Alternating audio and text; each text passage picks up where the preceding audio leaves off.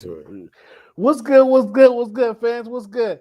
1 week off. We come back refreshed. A lot's been happening, and then we take 1 week off, Cleveland. And I mean, your guy goes out to Cleveland, and was he just a little full of himself? Did he?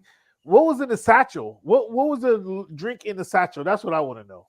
Let's start there. Maybe that'll explain everything else that happened after that. But what was the drink in the satchel? Can you tell us that?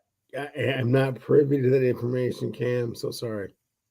I don't know what's Oh, in the satchel. oh, you just want to leave it at that. You don't even want to you don't even want to discuss it. You don't even want to get into what was it in this because I doubt it was water. It didn't look like a We typical. don't know, Cam. It Cam, we did. don't. It Cam, don't we look. don't It didn't know. look like a It would typical all water be cup. speculation. No need to speculate on that. I mean, it didn't look like a typical water cup, did it? I mean, you had to Cam, do we a. don't know. We don't know what was in the cup.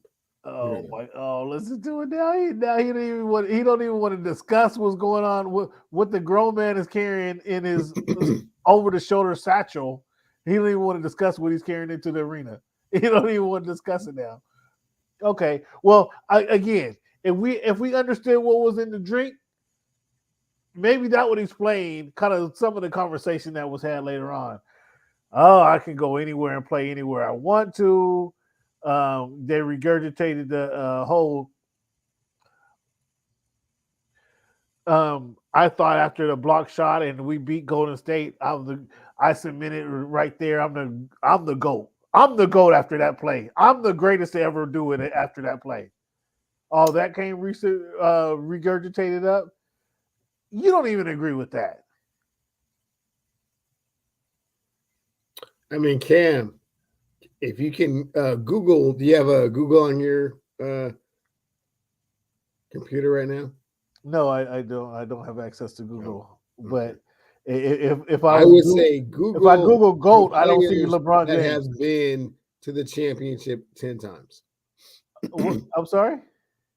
I would say Google the players that have been to the championship in the National Basketball Association 10 times. What did that have to do with somebody proclaiming themselves the greatest of all time?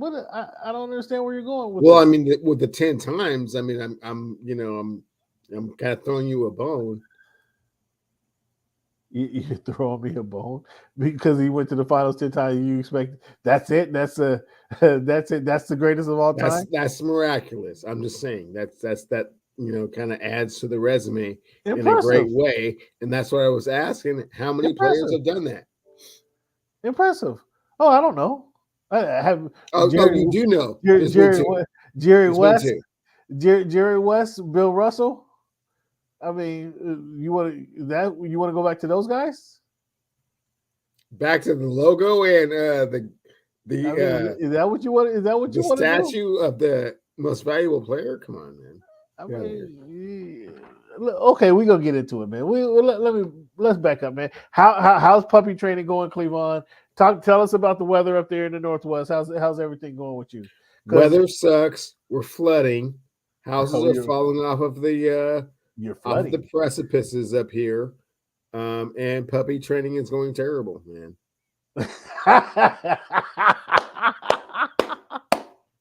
Why is that funny? Why is that funny? Why do you get delight out of the fact that my puppy's not trained?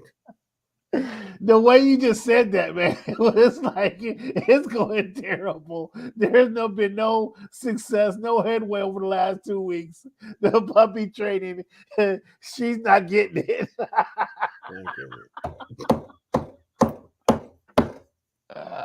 That's what it sounded like to me. That's what's going on. That's exactly what that will. Nice short. It is terrible.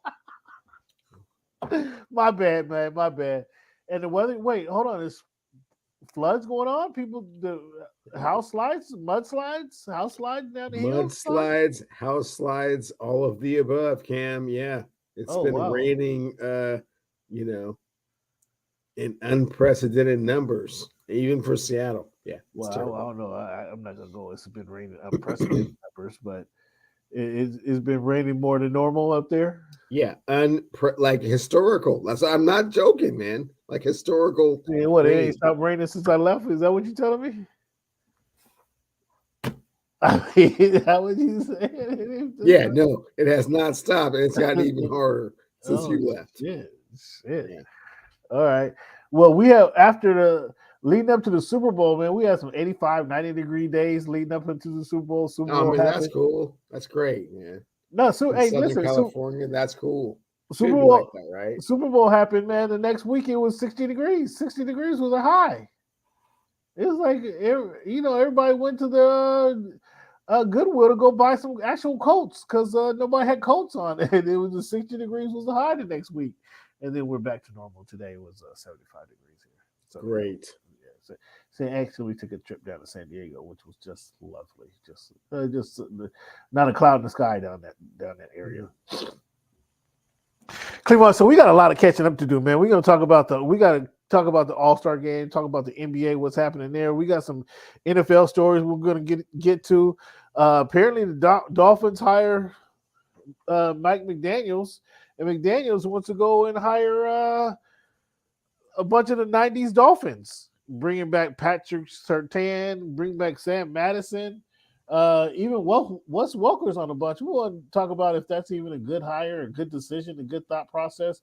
I mean, hopefully you got a Russell and Sierra update for me because Sierra's not answering my calls. Well, it's called Sierra's bodyguards, and to get the scoop, the bodyguard's not even answering my call. Mm-hmm. Like I don't know, is it a black house? Is it black up there? Did you look up on the hill? Did you see? Is all the lights out? Did they board up the place? Did No, they're cool. They're cool. They're cool. They're just chilling. They're just playing with y'all, man. Oh, they just playing around? Just playing around. Okay, well, I mean, I can't get no inside scoop, so I'm hoping you got some scoop for me. And then I got, we're gonna talk about this Russell Wilson and Pete Carroll fawning over each other at earlier this week, and Pete Carroll talking about what his plans for the season coming up. While he's at the media day, or not even media day, but at the combine in Indianapolis, we're gonna get into Pete Carroll. So we got a lot to discuss. We're even going to talk about your guy Russell Westbrook, man. And then actually, it's not my guy. All of a sudden, he's not your guy. Has Russell Westbrook ever been my guy? All of a sudden, he's not your guy. I thought when he puts on the Laker, when he puts on a Laker uniform, he's a Laker for life. Oh, what's all that? Now all of a sudden he don't get that prestige. Now all of a sudden the hometown kid doesn't get that prestige. Now you guys want to get rid. You guys want to get rid. He's doing it to himself. Oh, he did it to himself. He's doing it. He's not did it. He's doing it to himself. Oh my goodness! Now he's doing it to himself. Now you guys nobody's talking to him. You're just letting him hang himself. We just don't go over there and talk to him. Don't get caught up in that. You don't want to get caught up in that whirlwind. Oh, we're gonna get to it because you Laker fans are like no one else. We're gonna get to how you Laker fans treat your players on your squad and how quickly you turn cold on them. We're gonna talk about that, and I'm not letting you guys off the hook. But we start each and every show. Cleveland, welcome back to the Voice of the Fans podcast. This is March 2nd, 2022. Week 180 of the Voice of the Fans podcast. Each and every show, we start off with the numbers. With it being March 2nd, we're going to look at the number 2. Cleveland, what do you think of the number 2? Who wore that number best? Or who comes to your mind first when you think of that number? It is Deion Sanders at Florida State comes to mind first. Who wore it best? Deion Sanders, number 2 at Florida State. Oh boy. So this Washington Husky native doesn't mention Nate Robinson, who played 2 sports for him, who played 2 sports at Huckhead Pavilion and the football field down there. He doesn't mention him. He doesn't mention Isaiah Thomas, who's had a 10+ year career in the NBA. He doesn't mention any of those guys. And you want somebody to believe you went to the UW? Come on, man. Nobody who graced the concrete in Montlake believes that is buying it. I did say Deion Sanders, right? Is that not a credible name for you, or? Yeah, that's the guy who's coaching in JSU now. Oh, is that all he's done? that guy. Okay, man. Uh, I'm trying to keep your press passes, eligible, man. Come on now. Number 80. Who wore that number best? Or who comes to your mind first when you think of that number 80? No, man. Coming to mind first, Steve Largent. Who our best, Jerry Rice.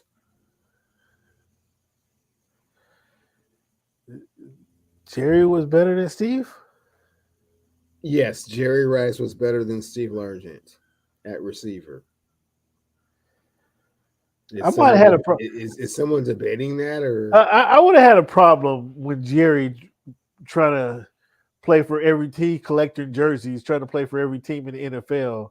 He came and tried to award number 80. I'd have had a problem with that. I'd have said, Jerry, this is one city where you're not the best ever to wear that jersey. You're going to have to wear 81. You might have to wear 89. I don't know. But you're not wearing 80, buddy. You're not wearing 80. That number's up in the rafters. You can't pull the number down from the rafters.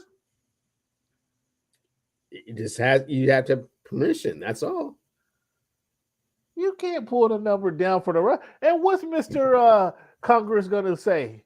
What's he going to say? No. Well, I mean, if he felt the way that you feel about it, he would have said no. I mean, he needed a speech person for that. And you guys. King Griffey wanted the 24 in Cincinnati. Antonio Perez said, "Hell no." There you go. No, that ain't you, buddy. You ain't confusing me. You're confusing history. Wearing that. No, get off of it. Anyway, Cleveland, I got Steve Largent to answer the question best. So Steve Largent is the first guy to come to my mind when you're thinking of number 80, and Steve Largent is the best player to wear number 80. Steve Largent. Wow, really? Yeah, really. Real? Steve.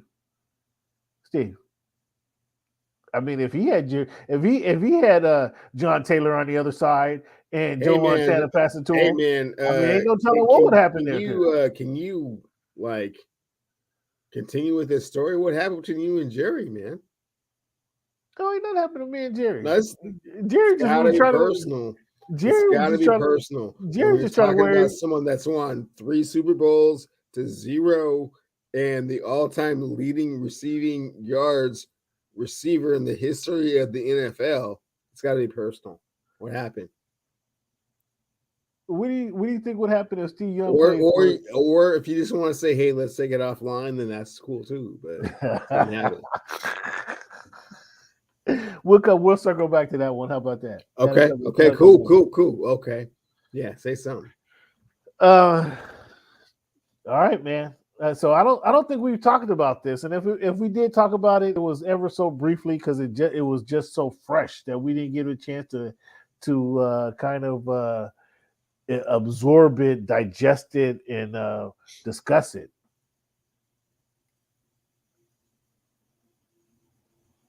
But been asking you for a lot of the NBA season, what's going to happen with Ben Simmons? Why doesn't Charlotte take him? Why doesn't he go to the Wizards? Why doesn't they ship him to Portland for CJ McCollum, who ended up going to the Pelicans? Yeah. But and then a short 3-hour trip away was the best player that they could get for Ben Simmons. The Philadelphia 76ers turned Ben Simmons, who hadn't played all year, by the way, folks. This is the guy who played, the away games, but not the home games, or the home games and not the away games. This guy had played the basketball game all season long. And they send the red hot Seth Curry to Brooklyn for James Harden, former MVP James Harden. Now, again, fans, I know you guys. I haven't had a chance to chop this up with Cleveland, but Cleveland, James Harden going to the 76ers, and he once again has a center to screen and roll and through alley oops to. And it just so happens that this center, that's not all the center could do. That's probably the fourth or fifth play in this center's playbook, in his repertoire. But you're gonna pair now, fans. If you watch this show at any length of time, especially last season, when I thought James Harden, just for the time he spent in Brooklyn, should have been the league's MVP. What do you think he's going to do when he has Joel Embiid, who in fact is the league MVP? Oh, by the way, speaking of the league MVP, hey, don't pull up your little quick question scroll, for you. man. Just a quick question for you. I'm still waiting for my Brazilian dinner. That was like 4 months ago, man. Don't pull up your little scroll, man. Just a little quick question for you. I mean, I want to know about the league's MVP in the NBA. It's Ja Morant right now. It's Ja Morant. Oh, we're gonna get to that, but I don't think you don't know. You don't think it's Ja Morant. You gotta cut that out. Ja Morant. You don't believe that. You better cut that out. So right now, Ja Morant's the league MVP. Is that what you tell him? Yeah. You don't believe that. You don't believe that. You don't believe that. But you trying to save face. I get you. You trying to save face. I understand why you would say that, but that's not the case. Silky smooth James Harden goes to play with Joel Embiid in Philadelphia. Which is the better matchup? The defender, the all-around defender, non-scorer. He's the ball handler defender goes to Brooklyn Nets. He's not going to take away shots from KD. He's not going to take away shots from Kyrie when he plays. He's not going to take away shots from Seth Curry. Is that the better matchup? Or is the James Harden with Joel Embiid, the league's MVP, the best matchup? Joel Embiid and James Harden, I'll have you know, sir, those are two, I think if my memory serves me correct,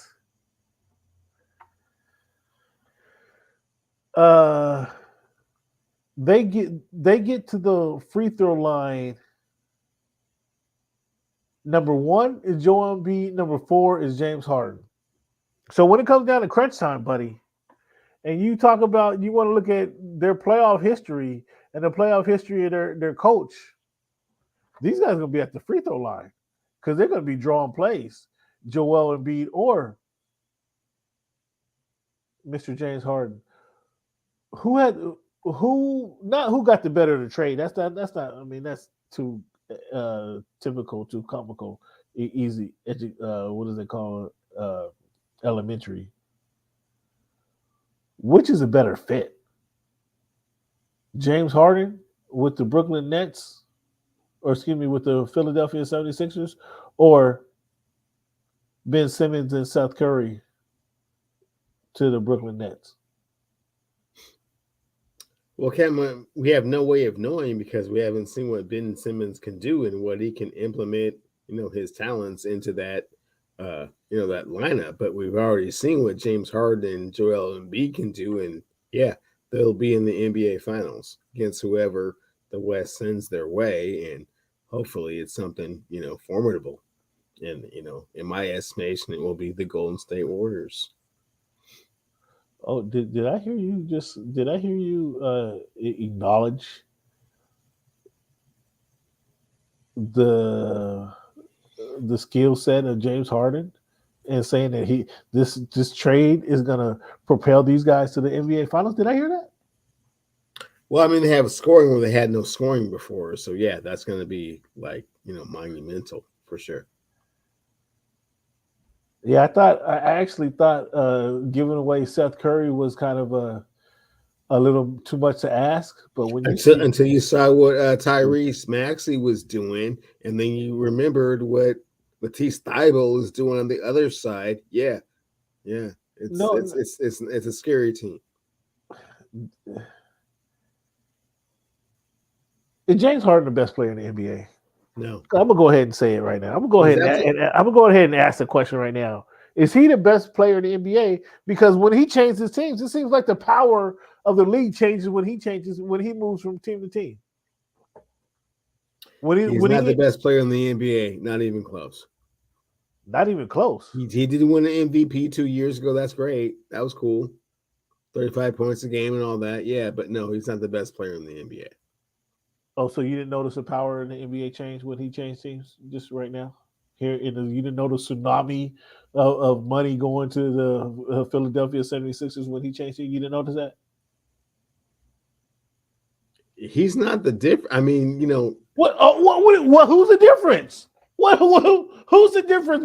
Who's the difference there? Let me rephrase that. Okay. I mean, I'm just trying to go. I'm just saying. You were saying like Seth and Ben going to Brooklyn, but hey man, what? What they had Thibault, they had Maxey, they had Tobias Harris. Was any of them controlling the ball like James Harden? No, they were not, and it's all in. And Joel is responding. So any of them get triple doubles so far. Anybody get triple doubles like Mr. James Harden? I mean, no, I believe the all-time leader is a guy named Russell Westbrook, but that's a conversation for another time. Yeah. No, we talking about winners here, and people actually going deep into the playoffs right now. We're not talking about the Clippers either. No, we didn't talk. Nobody said anything about Westbrook and anybody about the Lakers. I don't know why all of a sudden you want to bring up the Clippers all of a sudden. I mean, the Clippers just smacked the Lakers around, didn't they? And then they got another matchup tomorrow where, I don't know. Well, let's see if the Lakers went and told their big brother or something. And who they bring into the arena with them, because they're looking everywhere for some assistance. From what I'm told, they're looking at everywhere for assistance. And your boy says we don't know what's going to happen over the next couple of weeks. Like they got some special reinforcement they can call it in. We don't know. We don't know what's going to happen over the next couple of weeks. Man, we hope you guys don't go over right out the NBA All-Star break. We hope you guys don't come back and go over. So sorry, I thought we were talking about James Harden, the Philadelphia 76ers, and how that fits in. And then he just went on some other tangent. You got really, joyful in what you were talking about, man. Quite jolly. That was cute, but I'm just saying. Thought we were talking about the Philadelphia 76ers and how James Harden fits in with Joel Embiid. And I think quite nicely. Yeah, it fits in. They actually do. We don't know how Ben Simmons is going to fit in with the Brooklyn Nets, and we know that's one of that. We know. I'm so sorry. It's so seamlessly like please, this. We know that for this broadcast, can you say which team you want or are picking to be in the NBA Finals from the Eastern Conference? What's that? I'm sorry. I mean, there's politics involved, right? Because if they lift the ban, then Kyrie can play every game, right? Ben Simmons is coming. He is coming eventually, right? Oh no, so but Curry's already there. So just for your clarification, I get what you're trying to do. I get what you're trying to do. Are you trying to pick the Brooklyn Nets or the Philadelphia 76ers to be in the NBA Finals? Representing the Eastern Conference. My Eastern Conference. March 2nd, of course. I'm not going to hold you to it because you don't really like to be held to your predictions. Oh, you hold me to my predictions. Cut it out. Stop it. You need to quit it right now. You need to quit it. You can hold me to my predictions. You can write this down. You can write this down on that chalkboard, on the whiteboard you got in the background. 76ers will beat the Phoenix Suns in the 2022 NBA Finals championship. Yeah, that's changed from the Brooklyn Nets and Denver Nuggets is now. So, Ken, please explain why'd you jump off the Brooklyn Nets bandwagon? I mean, when you got James Harden, So the it's all straw. about James Harden and the absence of James James Harden. James Harden is the straw that stirs the drink. He and With Embiid. Kevin Durant and Kyrie Irving, Ooh, James Harden was the straw ooh, that stirred the drink. I told you that last season, Cleveland. Don't act like I didn't tell you this last season. Oh, so Kevin You Durant doesn't stir the drink. Okay. that's not what I said. You asked Kevin You said with Kyrie. it's getting close to crunch time, man. We only got like 25 games left, man. And Kyrie, the NBA is different. Kyrie In the NFL, Irving, man, it's time to get down. So what's up? Kyrie Irving is not James Harden. He's good. He's great. He's a magician Kyrie with the ball. Irving is not James Harden. Is Has not James Harden won a championship? James Harden didn't play with LeBron James either. So you cut He that out. Russell Westbrook, and then he played with Kevin Durant and Kyrie Irving. Again. Not enough. Again, when your boy Kyrie is screaming, he wanted he's out. over in Philly playing with Joel, so I see how you feel about it. But I'm just saying, Man, come on. I just want you to, officially defect from the Brooklyn Nets bandwagon and say, hey, man, it's going to be Philadelphia in the finals. I'm riding with the Sixers. I'm riding with the Sixers and the Suns. I'm riding with the Sixers and the Suns in this year's final. Cam, as I put it, say I respectfully defect. I'll listen to this guy. I've already said it. I just said it. I am riding. I mean, in my words, though. If you want me to go through some hookah buka? I respectfully defect. I am riding with the Philadelphia 76ers and the Phoenix Suns in this year's NBA Finals. That's my prediction. And you think so highly of Joel Embiid, this year's MVP, foreign-born player, by the way, and James Harden, that you have them against Golden State Warriors. And that's a good pick. That's a pick you should be confident in. That's a pick you should be really confident in. Well, let's get back to the rest of these trades that was made right at the deadline. What do you think about? I think Derek White going to the Boston Celtics. We talked about the Boston Celtics. We talked about them not being quite right and being can't get right. We talked about them being the can't get right guys of the NBA. I think Derek White, man, is a traditional point guard is key for them guys. You don't think so? We've been talking about for 20 minutes the shift of power, man. No, they're not a factor, dude. The Boston Celtics have you seen them play at all? Since the trade deadline, their last 3 games, they won by I think 30 plus points. They will not be in the NBA finals. They will not be in the conference finals, man. All right. Are you more excited? Which are you more excited to see? Let me ask this question: the Nets, the Sixers, the Celtics, the Bulls, the Suns, the Warriors, or your Lakers? Who are you most excited to see out of all these guys and finish off the season? Excited to see about where they're going to finish, or how they finish off the season. I mean, it would be the Lakers. I'm greatly concerned considering they only have one player. So yeah. Oh, they only got one player. Yeah, only one. Austin Reeves. Austin Reeves, is that who you're talking about? No, I was talking about the dude that averages 29 points a game in the National Basketball Association in his 18th year. Oh my goodness! That's what I was talking about. Would you guys stop with this in his 18th year? Like, big deal. Big deal. Big deal. Yeah, they're under 500. Are these hollow points? Are these hollow stats? If your team is under 500 and in the playing tournament, are these stats hollow?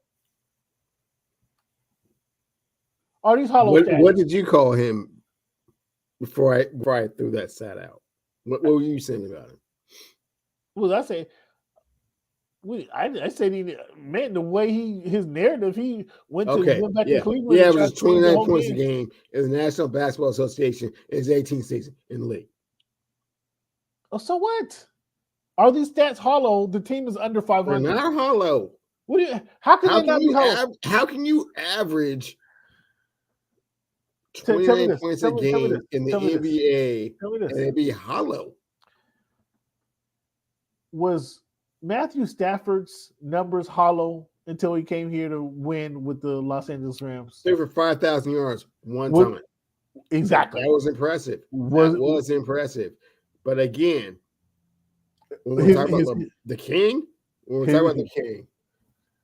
we start out the show. Can you tell me all of the players that have played for the championship 10 times?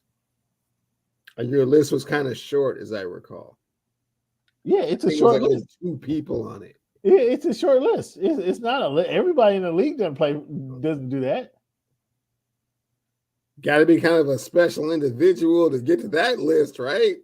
I mean, you gotta have some support from the ESPN and the NBA TV. Yeah, some support. So support gets you to 10 championships. I mean, we see the ESPN. We see the support gets you to 10 championships. We see how what the Tuck Rule does. We see how the Tuck Rule elevates them. Trying to hold together here, man. Your credibility is kind of waning right now. We see how the Tuck Rule has anything to do with getting to the championship 10 times. We see how the Tuck Rule how that has impacted some careers. We see that now. Spygate. Come on now, deflate. We see how these adverse 10 times things can impact somebody's situation. 10 times. Yeah. I mean, what is Brady's 10 times? What is Brady's record? We're not even done yet. And he's 4-6. And he's 4-6. So in baseball, he just be an average player in baseball with those numbers. No, 4 for 6.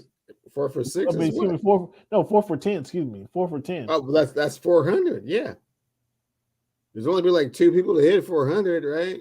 Oh, so he want to do it. He beat Ted Williams like 100 years ago. He beat Ted Williams. So what are you talking about? He beat Ted Williams. Is that what you're talking about? Is that what you're saying? Exactly. You're not going there. Exactly. Come on, man. We're gonna get to your guy, man. Stop trying to talk to your guy so soon, man. We're gonna get to your guy. Conversation. I even know you don't even have a direction with this conversation. Kind of weird. Again, Cleveland, we was off last week, man. So you had a little break. All-Star Weekend. What you think of All-Star Weekend, man? The skills competition where they brought the rookies out. They brought the kind of teams out to do their little team thing. Did you check it out? Did you see it? What's your thoughts on it? Everything was fantastic. Less the dunk contest. Karl Anthony Towns stepping out as a 6, 10, 6, 11 big man, winning the 3-point was huge. And he was picked to finish last. So yeah, that was a good theater there, if you will. The dunk contest, man. I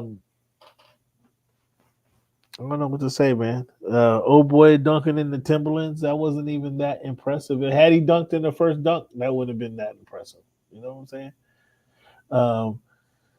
Old boy tried to dunk from off the side of the backboard. Like, dude, why don't you get an NBA point guard to throw you the ball? That's number one. Who was that guy, man? I appreciate you. I appreciate you trying to get your boy involved in it. You trying to get your boy some TV time, but that was a little too much there. Man, yeah, I thought there was one good dunk at all, and of course that guy doesn't advance to the finals, and we see guys doing the missed dunks. I thought it was a poor dunk contest. Not a top 3 worst I've seen. So hopefully they make some additions or some changes to that. The 3-point contest, they threw in the extra ball. You're good with that. You're good with the way that broke down. Not necessarily. I mean, like, who's a shooter, who's not? It used to be about that, but I mean, man. And sometimes you got to step back and, take that extra long 3 and, who's good at that? That's cool. I'm cool with the evolution of the 3-point contest. What do you think about what's the evolution of the dunk contest? Should they bring in? So the dunk contest was in Cleveland last year, this past couple weeks ago. Should they leave the Cleveland Cavaliers responsible for identifying the best dunkers in Cleveland and have those best dunkers compete against a couple of the NBA dunkers? No. Why you say no? It's cornball. That's cornball type stuff, man. Why are you trying to bring some, amateurs out here? No, this is the NBA slam dunk contest. We haven't had a problem with it in the past, right? I mean, Well, what do you mean you haven't had? So obviously, 88 will always resonate in our minds. And then, Vince with what he did, and then, the Aaron Gordon, Zach LaVine dunk off, man. So obviously you're setting the bar a little bit high when you're saying that. You But I don't want to just see I just don't want to see like the local city dunker is gonna battle the NBA dunker. No. Why not? We bring up there's guys who've been more famous for winning the dunk contest than anything they've done on the court. Nope. What was the guy who sounds ridiculous? Come on, man. What was the guy who won for Utah a couple years ago? The guy who's the bench player, he won for Utah. He was on the bench and he you don't even know his career. Do you recall? He's an NBA basketball player. That's not just the best dunker in the city of Salt Lake City, like you're trying to, Well, hey, I'm trying to bring some spice to it. Maybe if they see the guy from Salt Lake City, the best those dudes just need to dunk better. That's all that has to happen. And again, do you think resurrect itself? Do you think Jalen Green will see a no-name guy, Cleavon Steele, coming from Seattle, Washington, on the other court, ready to dunk against him, and he's gonna? You think he's gonna step up his game to try to move on to advance? Man, I'm not trying to hear all that, man. What do you mean you're not trying to hear all that? That's the situation. The solution is not to bring less athletic people to the dunk contest, man, or just some local people to get some, exposure. No, the solution is for the dunkers to dunk better or get better dunkers, man. I didn't see John Morant out there. Well, that's a whole different story. That's a whole other. He's a way better caliber of dunker, right? I mean, that's what I'm saying. No. What I'm saying is that's a whole. I mean, because he's the top of the line, and so they need to do some incentives. Obi Toppin is not going to want to lose to somebody who's going to public school number 156. Man, something in there. Not buying it. I think it was who was it? Glenn Robinson Jr. It was on the G League when he won the dunk contest, man. So come on, get out of here. So that's one way I think could add some spice to the dunk contest. Then you got guys going from NBA players. It's bad advice, man. It's bad advice. I mean, they got to do something. So what do you make of LeBron talking up Presti? OKC. Oh, he's done. He done so good, such a great job with GM. He got a stack pile of picks ready in the draft, and the Lakers, we have none. What do you think of LeBron putting it out there like that? Interesting. The king is frustrated right now. Interesting. Interesting. I would say interesting, and the king is frustrating. With the way things are going, and so. Okay, so what do you think about? And again, this is all the same weekend. What do you think about him talking about? He's gonna play. He's gonna be in the league until Bronny gets in the league. Bronny gets drafted, and he's gonna go anywhere and play with him. What do you think about that? Well, for one, that means that Bronny has to get drafted, and there's going to be some teams that are in a very strategic situation that are going to draft Bronny a lot higher than they really should, just so they bring the king with them. So the Sacramento Kings draft Bronny James with the number 33 pick in the draft. Oh no. These teams are gonna do it way higher than that, man. They're gonna be. That's too disrespectful. A second round pick is too No, disrespectful. not for his talent, but for the package deal that comes with it. The king comes with it. All right, but you're gonna get a king, self-proclaimed king, Self-proclaimed king that's played for the championship 10 times. Okay. who's putting up hollow stats now for the Lakers. At would you say his number were 27, 9, and 8? What is that? What he's doing? No, he's averaging 29 points a game, Cam. He's the third leading scorer in the league. Okay, yeah. Well, no big deal. I know. No big deal. The team is under 500, so don't give me these numbers and act like they're really doing something. I know. The third leading scorer in the league when you're in your 18th season in the league. I know. The team is under 500. Sounds crazy, right? The team is under 500, and this guy's doing all that, and you're ready to praise him like he's the next goddess. The team is under 500. What part of that don't you understand? It's a one-man gang, Cam. I mean, he can't do it all by himself. Goodness gracious. No, he has your guy AD, Anthony Davis. AD's hurt. And your guy Westbrook. And Westbrook is broken. He also has your guy Carmelo Anthony. Oh, Mr. Carmelo's in his 18th year as well. What are you talking about? So, okay, what are you complaining about? What are you complaining about? Is it 18th or even it's the 19th season, isn't it? Anyway. So you're all good. You're all good with LeBron playing with talking about Presti and how it fawning all over Presti. He talking about playing with Bronny and wherever team he gets drafted by. Are you going to talk Jeannie into drafting him in the mid first round? Jeannie's already on board. Jeannie's already on board with drafting.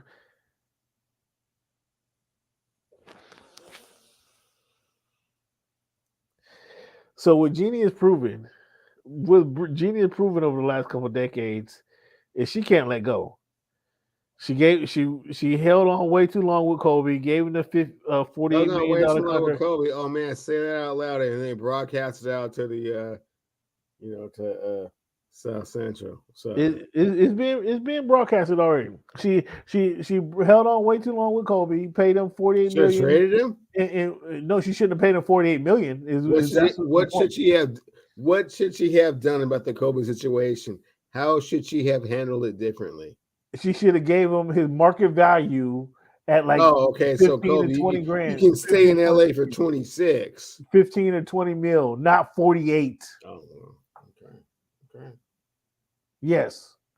Okay. And so now she according to you, she's on board with this LeBron James planning his logistical stages right now. So in 2024, she's gonna take LeBron James Jr. and put these guys just so she can they both could be wearing the Lakers uniform. And she can say we're the only team to have a father and son on it. That's what Jeannie's gonna do. That's what you're expecting, huh? And do you expect them to be any better than the 13th seed in the West? That's a little bit too far out into the future to project. I don't know what the roster is going to look like, Cam. Who the coaches are going to be, but man, well, if they're picking, it's a good thing to secure LeBron James, the GOAT, for a few more seasons, even if it's only for one more season. So I guess you're off there's no way you would trade LeBron.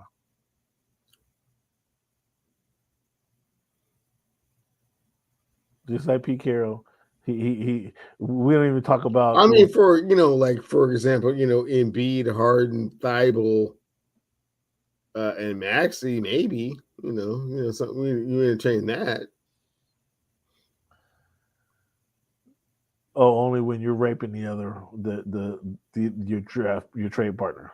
Well, I mean, it was kind of a ridiculous question that you were asking, so I'm just saying, a ridiculous response to what would it take to trade for the king. Some people say he should trade him. Do you think he should trade? They should trade Davis. Oh yeah. I mean, he can go.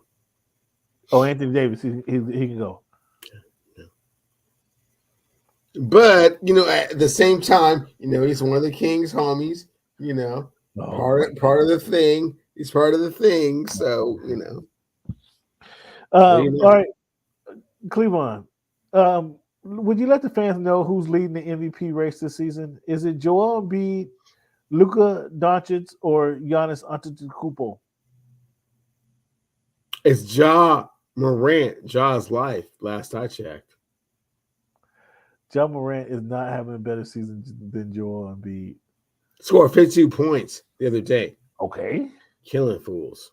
That doesn't mean he had a better number 3 seed in the Western Conference of the National Basketball Association. That means something, Cam. Man, it's just so interesting. You didn't know who Ja was until last week. I've always known who Ja was. So let's talk about your supremacy rankings. I have the 76ers number 1 seed. Ooh, look at him. We agree that the Suns are number 2. I have the Warriors at number 3. Why do you have the Warriors who just lost 3 in a row at number 1 in the league? Oh man, because they're getting healthy. I'm starting to look at health a little bit more with these supremacy rankings. It's a little bit projecting into the future a tad bit, but that's just how I feel about it, man. Draymond's about to come back. Wiseman's going to come back. I mean, you're getting healthier. And you talk all this. Ja Morant is the MVP. He's not even in your top 5. He didn't even have the Grizzlies. Doesn't mean he's not the most valuable player in the league. At least I have him in my top 5. They went from 117th last year to number 3 seed in the Western Conference. That means something, man. Oh yeah, all those other teams that are not. I mean, number 1 rebounding team in the 3 seed. Number 1 rebounding team in the league. Dallas Mavericks are in the 3 seed. Number 1 scoring team in the league. Los Angeles Lakers or Clippers are in the 3 seed. Hey, don't put the Clippers with the Lakers. Don't put the Clippers in the same. Don't put the Clippers in the same lake with the Lakers. Kind of high. I'm just saying. When you talk about the Western Conference, the 3 seed's kind of high. When you talk about the Clippers, do not put them in the same breath as the Lakers. Okay, that's one team. They're on clearly different trajectories. Where one team is shooting up, and one team is falling faster than you can catch them. Okay, don't do that. Wow, I like that. I like that badge right there, man. That was cute, man. Stand up, man. I'll listen to you.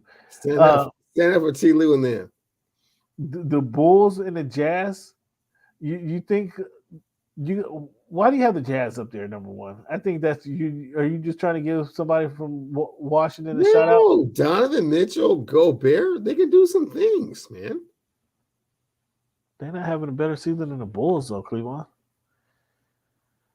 What do you think? What do you think of DeRozan? Is he having? Who's having a better season, him, DeRozan, or Ja Morant? Ja Morant. They're both balling, though. To be honest with you, they both are balling out of control right now. Cleveland. So you already made me say it earlier. My revised picks, finals pick for the NBA are 76ers versus the Suns, and you partially agree with me because you got Golden State in there playing those same 76ers. So you got some. You believe in James Harden. I don't know why you acting like you don't. Fans, let's take a quick break here, Cleveland. When we come back, man, we're going to talk about the NFL and what's been going on this offseason. So, fans, let's take a quick break and we come back. We got NFL topics, Mr. Cleveland.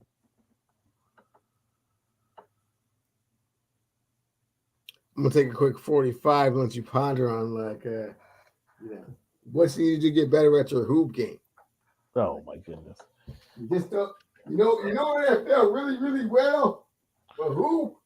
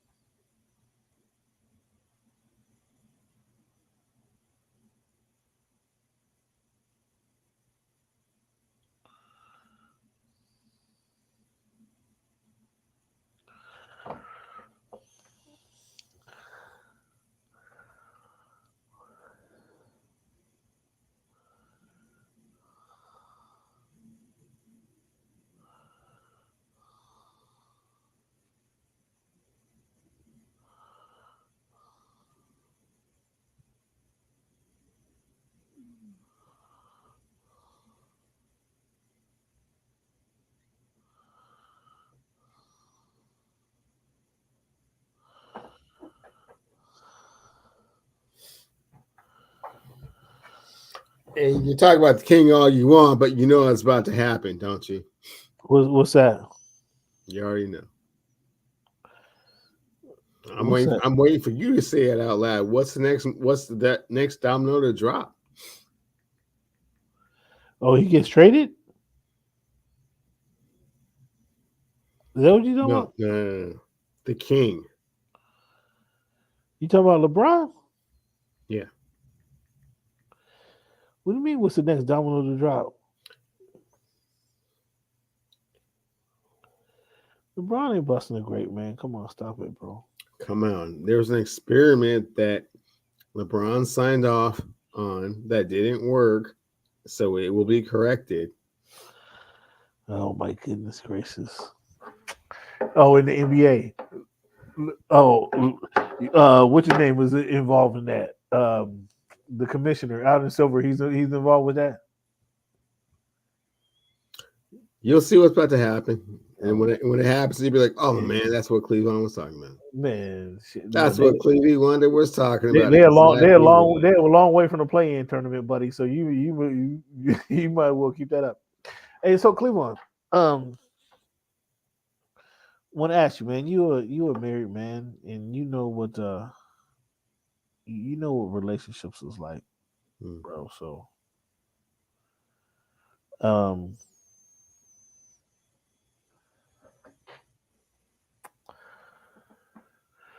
when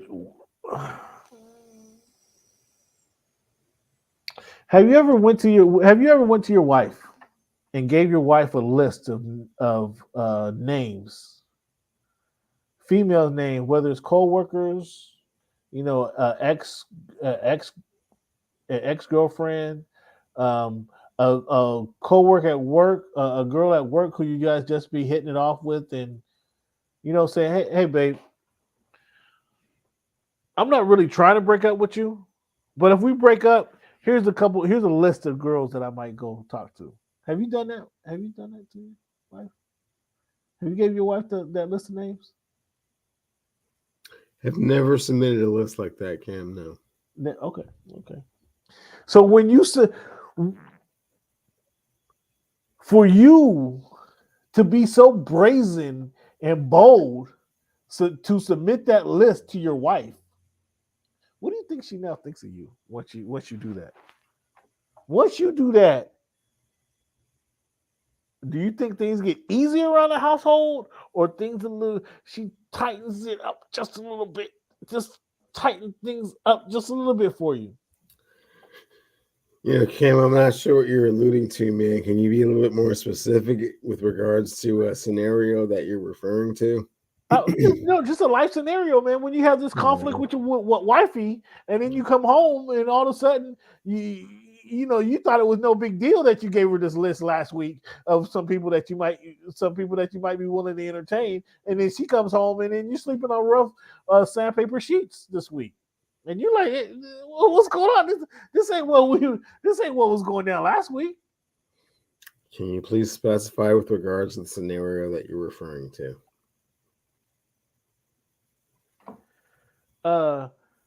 Your guy Russell Wilson, quarterback of Seattle Supersonic or Seattle Seahawks, last year, it is likely his final year, because Seattle didn't know how to appreciate him. Apparently, they know how to get him good protection, good people up front, get him a good running back to run the ball. They got a couple decent receivers. They got a couple decent guys.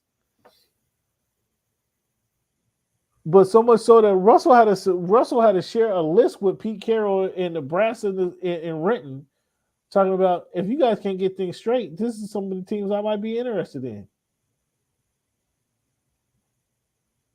Do you think that just smooths over? You think that just you're able just to smooth over that, just spackle right over that crack in the relationship?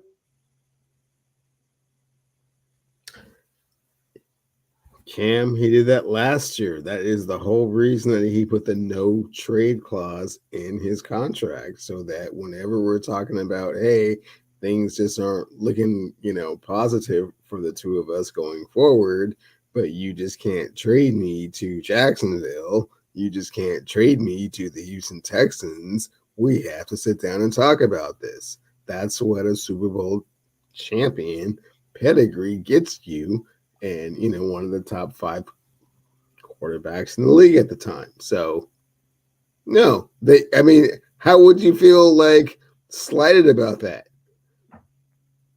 That's the whole point of having that clause in your contract. We have to talk about it. Wait. How should the Seahawks feel slighted? Is that what you're saying? Why should they feel slighted? Is that what you're getting at? Nobody should feel slighted. Nobody should feel slighted. So when Russell gives his team that he signed a contract with a list of 4 teams he'd be traded to, you think ain't no big deal. Open communication. That's what you're telling me. Open lines of communication. Like, hey man, it's like this. I like it here. We've had a lot of success together. Let's talk a little bit more. But hey man, if you want to send me somewhere, this would be the 4 places that I'm going to sign off on because I have a no trade clause in my contract. Again, I understand the no trade clause. You seem to be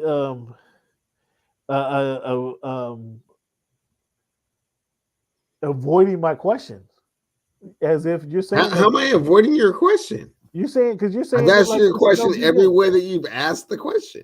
No, you're saying what is the question? There's no big deal that your quarterback is flirting with other teams. That's what you're saying. Making it seem like no, he's not. How is that flirting with other teams? How is that flirting with other teams? He brought you a list of people that he's entertained. No. He's wanted to be part to entertain. Check this out, Cam. I'll start the story over again. There are 32 NFL teams. He plays for one of them. That leaves 31 other teams. Now, if you're just under contract, well, then they can just trade you to any of the other 31 teams that they see fit, that gives them a really great deal, and they feel like they got a bang for their buck. But when you have a no trade clause in your contract, you say, no, you can't just trade me anywhere you want to trade me. But if you wanted to trade me, these are the 4 teams I might consider. And it's just that guy.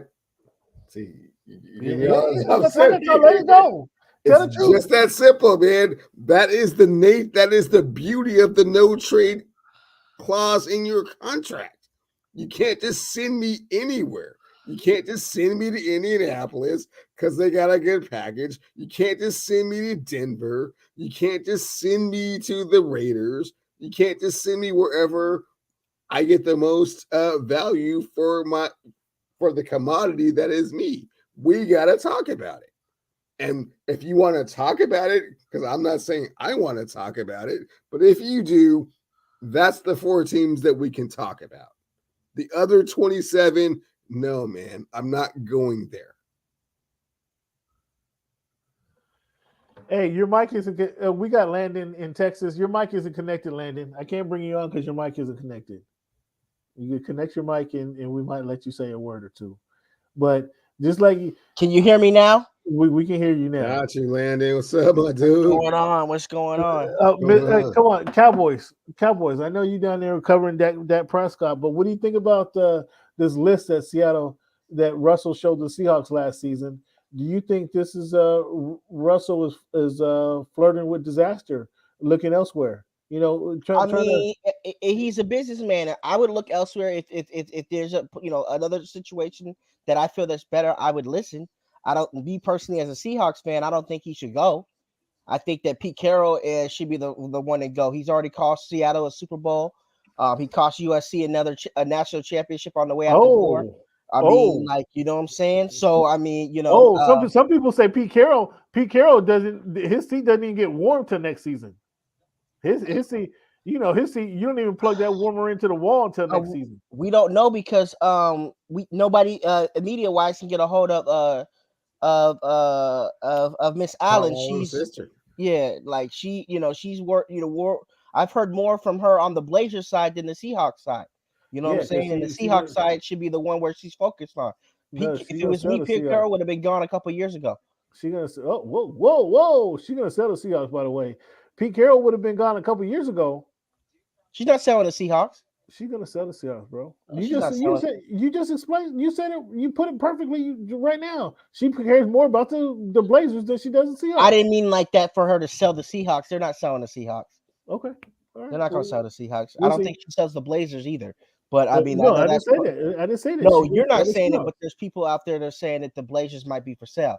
So hey, by the way, fellas, I'm this they're totally off topic though. I heard this information this week. What's today? Today's Wednesday. Sorry, my days. Wednesday the 2nd.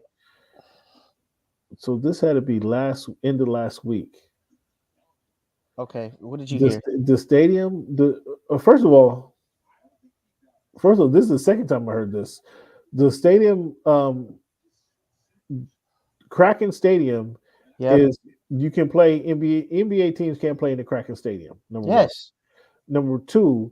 $90 million from the city of Seattle has put up $90 million to prepare the Kraken Arena for the NBA.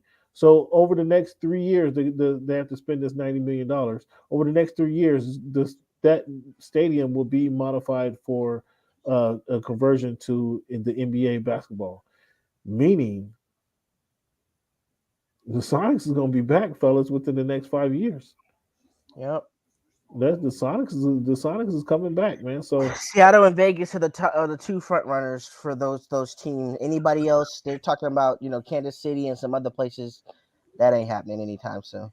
But I'll be surprised if Vegas happens though. Vegas will happen. There's a lot of people that I talked to one of the guys that are trying to enter a bid for the Vegas. Guys. I got my crystal ball. I just shined it, right?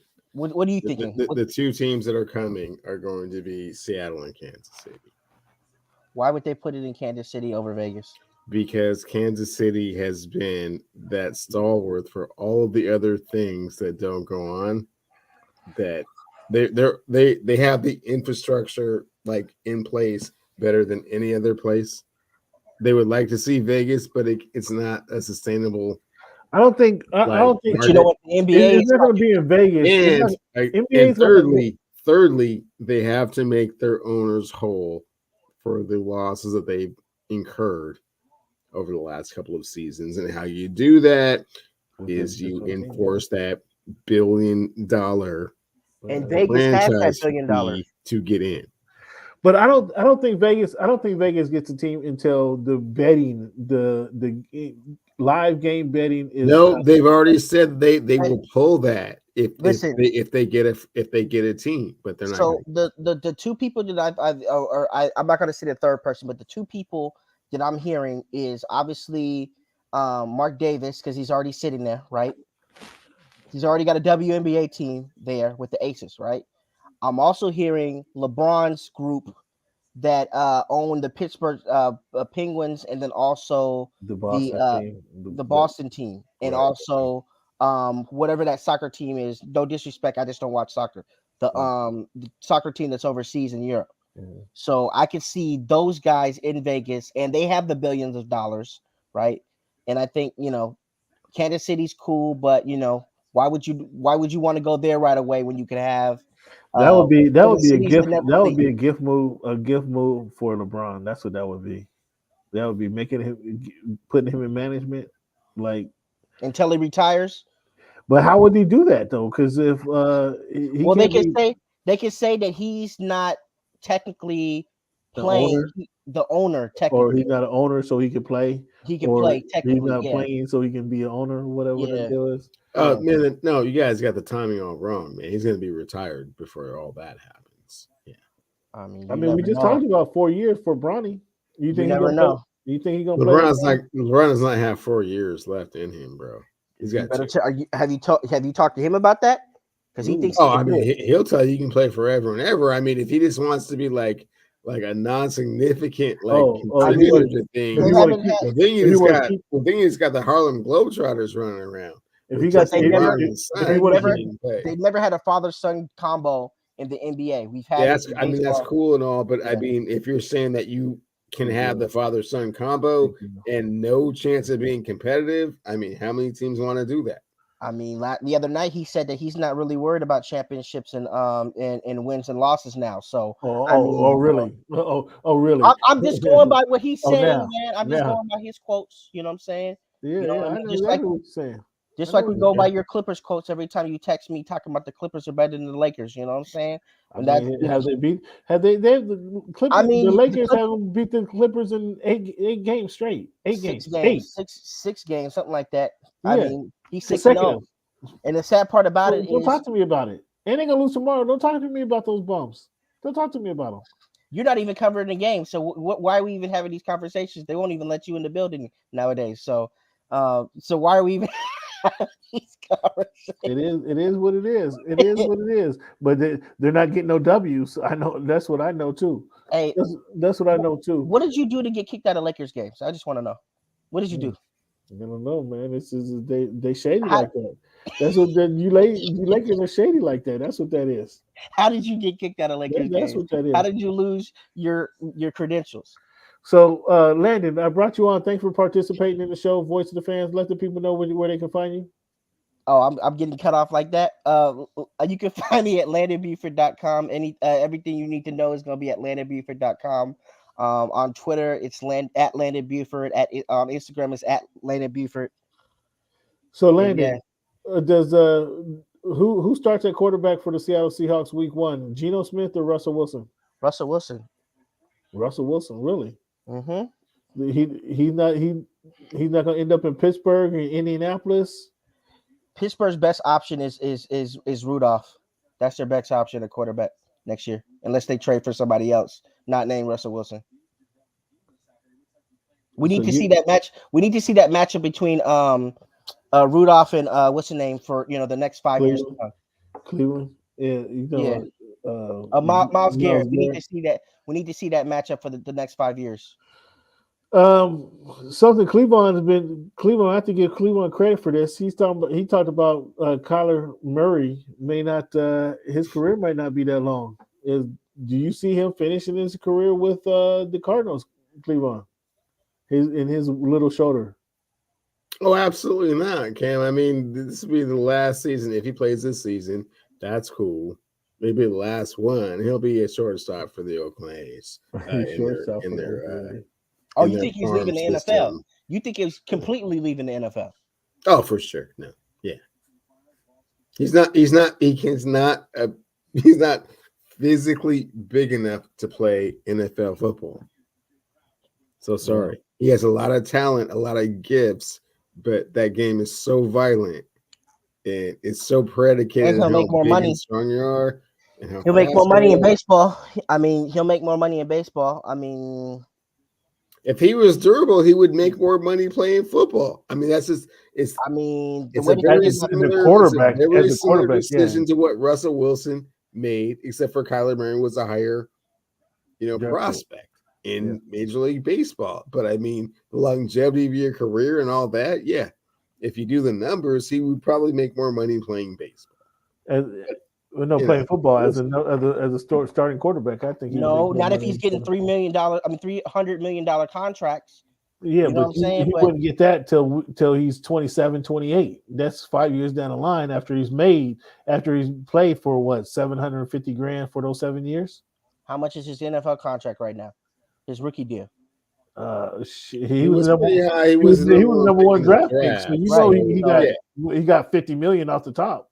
How much is left on the on his rookie contract? I couldn't tell you that, but I know that coming right off the top, that's better than with a Major League Baseball player, or he was getting paid. I know that for certain. Yeah, it's not even close. It's not even worth discussion. So, but I found that pretty peculiar. This Mike McDaniels guy, Cleveland. You know how I feel about this guy. Mm-hmm. This guy is fool's gold, like the Atlanta Hawks last year. Fool's gold. So I'm gonna tell you, like I told Cleveland this, and I told Cleveland this is the exact same thing I told him when they hired Brian Flores. Don't bring in a guy who was your mentor's assistant, and try to tell me all of a sudden he's the greatest thing since sliced bread. He can't be the defensive coordinator for Bill Belichick and all. I mean, that might work for some people. All that I know of Bill Belichick and his history, you can't tell me that Flores is coordinator for the defensive coordinator for New England Patriots, and Bill Belichick he was there and he wasn't calling the plays. You can't that registers nothing for me. So now all of a sudden this guy Mike McDaniels is a running game coordinator of the San Francisco 49ers. And now he's a head coach of the Miami Dolphins. Like, wasn't he with the Pittsburgh Steelers? No, was he not with the Patriots last year? No, he was with the Niners. He built the Niners the last 3 years. But I just find that pretty peculiar. Like, Glendon, who's the run who's the run game? Who's been responsible for the running game in San Francisco? Kyle Shanahan. What are we talking about here? My point exactly. And so now the guy comes as touted as the run gun coordinator for the San Francisco 49ers. I mean, they can pay him whatever the Dolphins hire him right off the bat. But I'm saying but don't you can't use that title. The Dolphins hired Mike McDaniels, excuse me, after being the run game coordinator for the San Francisco 49ers. Like, dude, you're not part of the Shanahan tree legacy. Like, how much of that did you pick up? But his brother is part of the McDaniels. Yes, Josh McDaniels, who just got picked up by the Raiders. By the way, he's fool's gold. Is that his brother? Yes, it is his brother. According to the news, it is. Yes, I didn't know that because this guy. So Josh McDaniels is half black as well. Yeah, that's what I'm saying. I don't know about that. I heard on the news that they were brothers. I don't know about that. Yeah. Let me tell you this on this recording. I have shut down from the NFL since Russell Wilson got hurt. I think in week 5 or something like that. So I haven't been paying attention to the NFL as much as I normally would. I was just so disgusted this year. So I'm hearing bits and pieces of things. I know I should be better because I'm supposed to be reporting this stuff, but I shut down when it came to the NFL this season. That's how fed up I was. Yeah, I don't think they're brothers, but I could say one thing that he's done is reach back to the past, kind of the glory days, and bringing in Patrick Surtain and Sam Madison. I like that.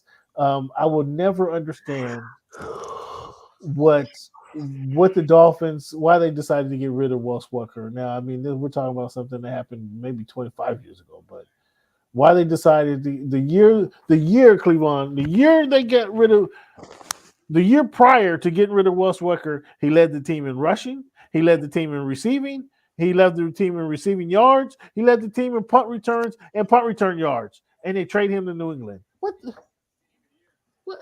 I mean, we didn't say that Miami was the brightest when it came to their front office choices. You know what I'm saying? So, I mean, they haven't been relevant since Dan Marino, to be honest with you.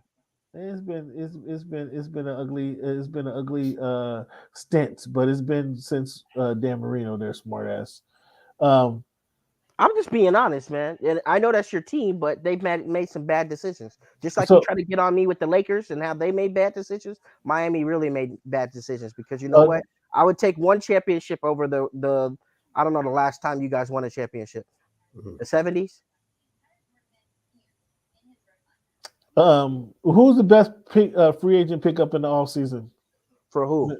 Anybody. Who's the best one, Landon? Which sport are we talking about? For NBA or NFL, excuse me. Best pickup? Yeah. And this coming off season? No, this offseason. Who's the best pickup this offseason? All right, since that's too much for you, does Tom Brady retire or does he come back? Well, as of right now, he's retired. So I mean, I'll go with that. I don't think that he'll stay retired. I don't know where he's gonna go, but it's time for my mans to hang it up. You think? Yes. We'll see if he does. What do your Cowboys do this season, man? Do they make the playoffs? Listen, I'm not a Cowboys fan. Do they win a game in the playoffs? Come on, man. I'm not a Cowboys fan. Go down there and Cowboys with Jerry, man.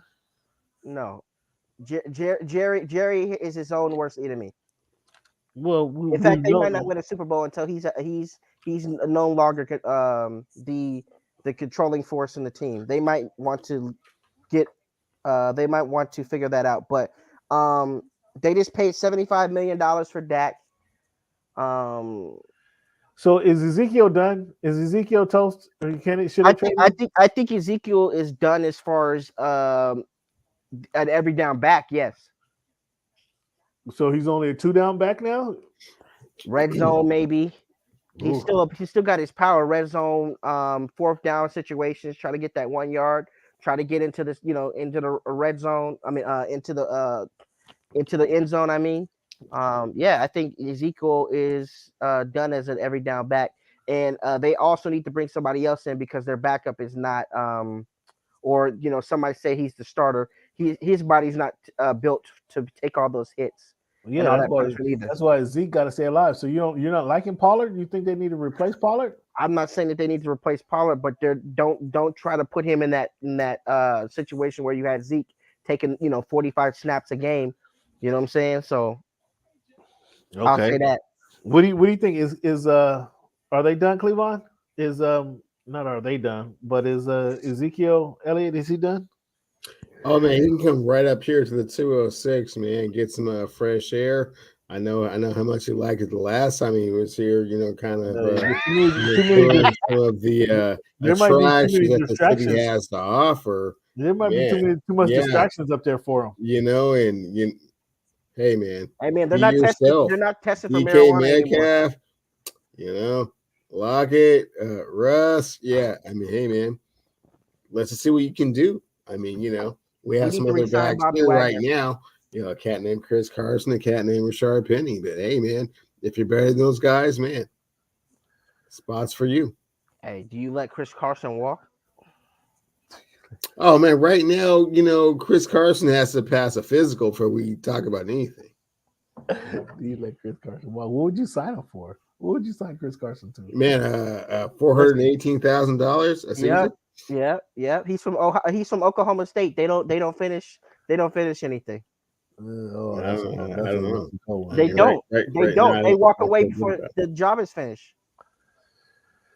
Am I lying? Anybody from Oklahoma State that played football has not finished the task. Des Bryant not finished the task. Carson hasn't finished the season. I don't know how long. Barry Sanders, he left stuff on the table. Ooh, you feel me?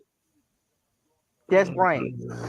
Yeah, that's a regional thing right there. that's a regional argument right there. They don't finish the task. Yeah, that's a regional argument. You want to hang out for the final segment, Landon? What's the final segment? Oh, it's the final segment. It's the hodgepodge. Okay, we'll get right into it. Every show, fans, thank you guys for tuning in. By the way, the Voice of the Fans podcast, week 180. Each and every week we do This Week in History. This week, March 2nd, 1807, Congress declares importation of slaves into U.S. jurisdiction is illegal. This was 1807. They said you cannot bring slaves into America, essentially. Well, this was an 1807 fan. What do you guys think would happen in 1808 all the way to 1861? Yeah. 1861. So, but that was in 1807. They clearly violated that law. I mean, they clearly violated that law. March 2nd, 1865, Freedmen's for Black Education. Freedmen's for Black Education founded was funded for the first time, which was actually just monumental at the time. So back in 1865, they got funding for Black education, which was a good thing. Mm-hmm. March 2nd, 1962, Walter Stilt scored recorded 100 points, and they canceled the game against the New York Knicks. Back then, 169-47 was the score before the game was stopped there. Oh yeah, the game should have been stopped. And folks, listen to this. I pulled this one up just to get a little comedy out of this one here.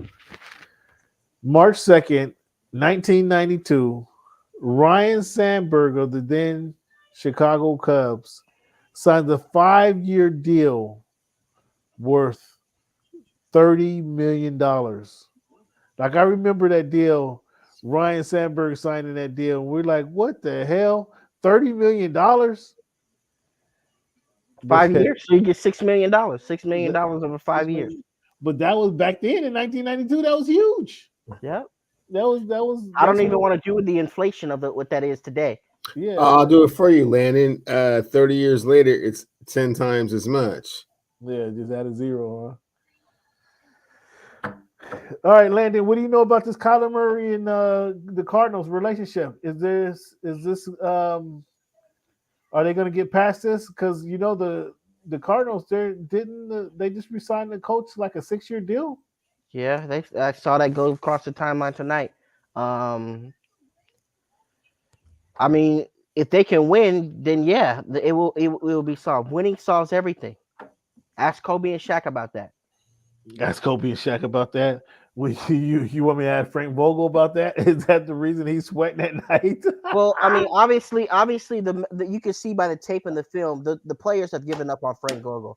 They've given up on Frank Vogel. Oh my goodness! If you look into some of those Why you gotta bring Frank all into this? I don't know either, but since he threw it out there, I'll answer the question. Listen. Do you see the assistant coach, right? You see all the other assistant coaches that the players are surrounding themselves with the clipboard. What's his name? Who coached in New York? Who coached in New York? Who coached in Memphis? Tisdale is on the bench. Tisdale, and he's the heir apparent to the throne. But also, you see the respect that they're giving Phil Handy as well when he grabs the clipboard as well and draws up plays. They have totally given up on Frank Vogel, and I don't know why the Lakers just don't let him go. They're not going to re-sign him at the end of the year, so why don't they just let him go right now? And Jason Kidd was actually a bigger piece on that bench than people are giving him credit for. Because look what happened. Look what he's doing in Dallas. And look what the Lakers. What is he doing in Dallas? They got the 5th seed, my boy. And you credited Jason Kidd for that, huh? He's the difference? I mean, he's implementing a different system. Okay. All right. I don't know that. He's a new voice. They have to respect him. He actually played the game. Jason Kidd couldn't coach in LA. He couldn't coach the Lakers. What? He couldn't coach the Lakers. You're telling me that they would listen? I didn't say he was incapable of coaching the Lakers. That's not what I said. I said he could not coach the Lakers.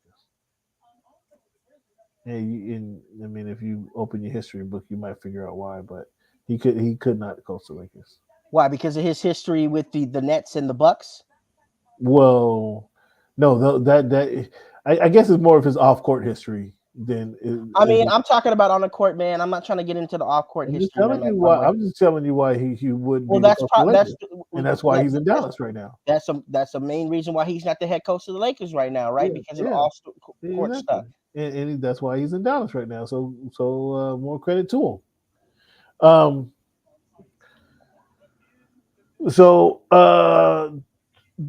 What's up with these routes? What's your explanation for what the Lakers are doing? They got beat the last 3 games coming back from the break. They're 0-3, getting spanked-ola. What's your excuse? There is no excuse. You got LeBron out here putting up hollow points. This team has been poorly put together. So is that Frank? This team is that I mean, Frank? I told you that they did. I just told you that they look like they're giving a bunch of injuries. It's a bunch of everything. This team was poorly put together, which everybody keeps talking about. They feel sorry for LeBron, but he's the reason why Russell Westbrook is sitting in the Lakers uniform right now. And there's other pieces of players that they could have had. There was options out there. Let's put it that way. They could have had Buddy Hield right now. So why did they choose Russell Westbrook over Buddy Hield? I guess LeBron, the most triple doubles in the history of the NBA, and a much more explosive player, a former MVP. No one expected this precipitous drop of his talent and contribution, but they have already agreed that, yeah, this is probably going to be his last year here, and they're going to move on. And guess where they're going to move on to? I'm not going to say it out loud, but you already know, Cam. No, I have no idea what you're. Oh, for sure you do. They're going to Phoenix. They're going to trade him to Phoenix for Chris Nope, that's not where he's going. Don't even try. Don't even He's try gonna go this. up there by you. He's gonna go not up there going, by you. He's Cam. not. No. He's saying he's gonna. He's trying to say they're going to trade him to Memphis. They're going to try to go. Nope. He's not going to Memphis. Nope. Where do you got him going? Where do you have him going? And you make a phone call. You make a phone call to Portland and then try to figure out how you can get Dame. What do you need to give up, Anthony Davis? What do you need to do to get Damian Lillard in a Lakers uniform? That's what I would do if I was LA. This offseason, I'm calling up Portland and say, what do we need to do? Dame already told the league he ain't going nowhere. So stop asking. Hey, you know what? You still make that phone call. You still do your due diligence, and that's why Cleveland is sipping his tea right now. I mean, I'm not sure that you still make that phone call. I'm not sure that Dame helps him out anyway. I'm not sure that Dame helps the Lakers. Oh, you're not sure Dame Dollar helps out the Los Angeles Lakers, man? No. Okay. Are you serious? I'm not sure. See, that's why they take your credentials away, my boy. That's exactly when it starts getting to March, April, May, you kind of you lose your buoyancy a little bit, man. When it gets September, October, you get you get a little out of your That's why they revoke NBA seasons, man. This boy just said that you just understand that how talent shifts the scales, man. Listen, exponentially. Damian Lillard helps the Lakers tremendously if they can get him. Yes. So I'm going to talk about the guy who was drafted by the Seattle Sonics. Drafted by the Seattle Sonics. Which one? Which person? Because there's several. There's Gary Payton. There's Kevin Durant. There's not many that were drafted by this. There was not many that drafted by the Seattle Sonics that's still playing right now today. Jeff Green. Not many that's drafted by the Sonics that playing today. Russell Westbrook. So the guy gets drafted, never plays for the Sonics because they end up moving that summer to OKC. Okay. So they moved that summer. I was in Virginia, I think, when they moved. So I was like, hey, I can't be mad. I left Seattle too. I left early. I can't be mad they left Seattle. They got paid $50 million to take over this arena in OKC. And Russell and Kevin Durant, they were just too good to turn their back on. Like they were too that. So I'm not gonna lie to you guys. You guys might have went through the same issue. That 2009 they drafted Russell. 2009 I didn't have a basketball team in the NBA. That was a year after they left in 2008. So 2009 I didn't have a team. Yeah, I went teamless without rooting for somebody in the NBA. They drafted James Harden in 2009, but keep going. That was a year after. I think so, right? It was a year after. They drafted Russell. He never played in Seattle. So Russell, I keep rocking with OKC because Russell and KD is just, man, that combination is tough. The young guys, man, in 2012 they make it to the finals. Well, the young guy emerges. The guy coming off the bench emerges as a better handler, distributor of the ball, a better shooter, a better scorer. He emerges, and then OKC trades him because he doesn't want to go over they don't want to go over the luxury tax, and then the TV deal happens, and then they end up going over the luxury tax anyway. They traded him to Houston over a $4 million dispute. Wait, hold up, man. Is this some type of what are you trying to get at? That's what I'm trying to figure out. The James Harden legacy, man. That dude, come on, man. No, actually, I hope at the end of your story, it's not like a James Harden is the shit, at the end, man. Well, Are you I trying? hope Are you that's not trying? where Are you're you trying going to with talk all about? this, we man. already have. If you guys would shut up and let me finish my story, James Okay, I'm Harden. just saying. I hope that's I'm trying not to where get- you're going with this at We're the trying to end. get to your Because point. you're That's kind what of we want to dragging hear. it out. James Harden was already the league's MVP in my opinion last season, and he hasn't been the MVP this season, but he's been pretty damn good. So this is not about James Harden. This is about the point guard Russell Westbrook, who I've been a fan of. Just an Since he was drafted? unwavering fan of him until he signs with the purple and gold. First of all, And- he didn't sign with the purple and gold. He was traded there. But keep going. Well, when he had to sign a contract with the purple and gold and he put on that ugly ass uniform, and this is about what he deserves. Play when you bounce around the NBA, and then you play for this organization who doesn't value or doesn't appreciate quality relationships. This is what happens to you when you're playing with a guy. When you're playing with a guy who says he's going to stick around so he can play with his son. This is Russell. Russell, this is what happens to you. Oh shoot! This is what happened, Russell. So Russell, where I've been a fan of yours for most of your whole career, most of your entire career, Russell.